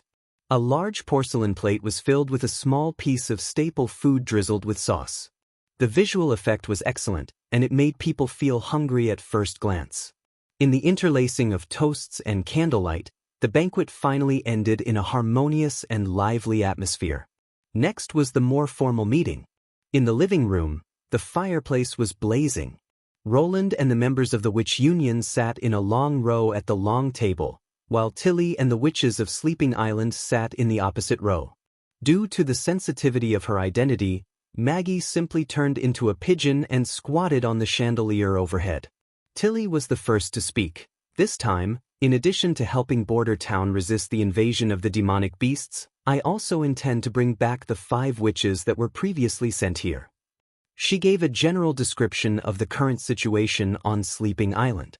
Next spring, a group of ordinary people will move into the island from Silver Moon Bay. We will have to rely on Lotus and Honey to provide additional housing and food. Roland suddenly felt a headache.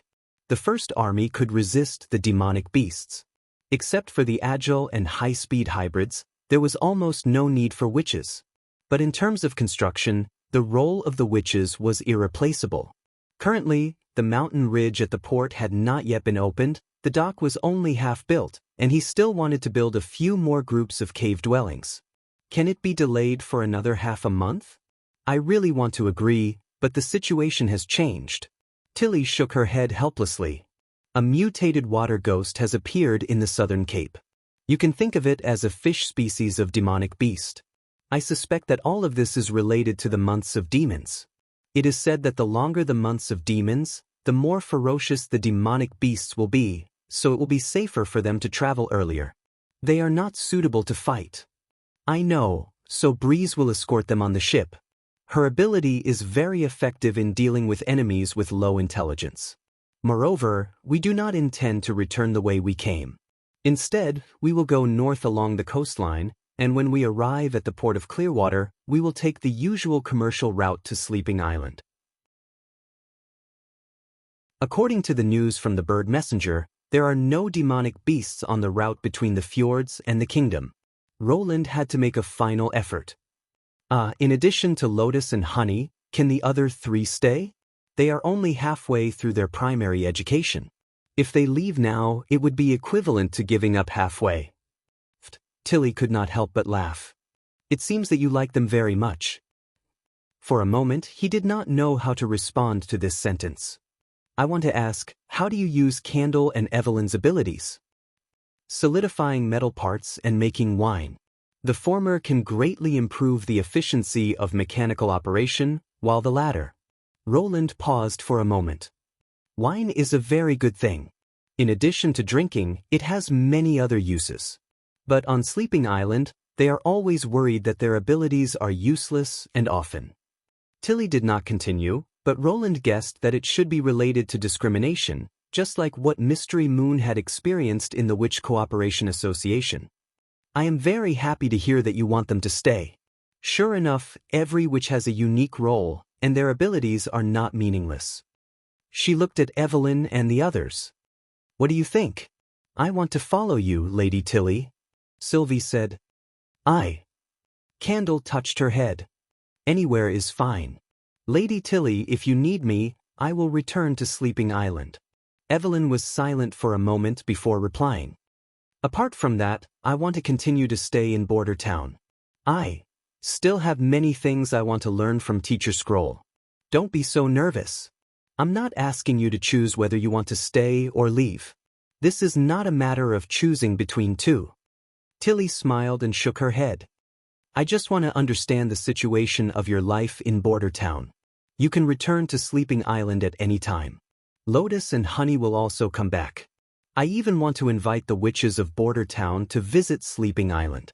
I hope that through our efforts, in the future, whether it is in the Northern or Southern Territory, witches can live freely. Do you think I'm right, brother? Roland was slightly startled. This was the first time he had heard her call him that in public. Even with the 4th prince's memory, it was still more than 10 years ago. He smiled and nodded. There will be such a day. You're tuning in to the Passion Pages YouTube channel. We're so grateful for your support, and don't forget to subscribe to join us on this incredible journey through captivating stories. Your generosity through donations truly makes a world of difference, as it's the primary source of revenue that allows me to expand and enhance this channel for you. Thank you from the bottom of my heart for being a part of this adventure.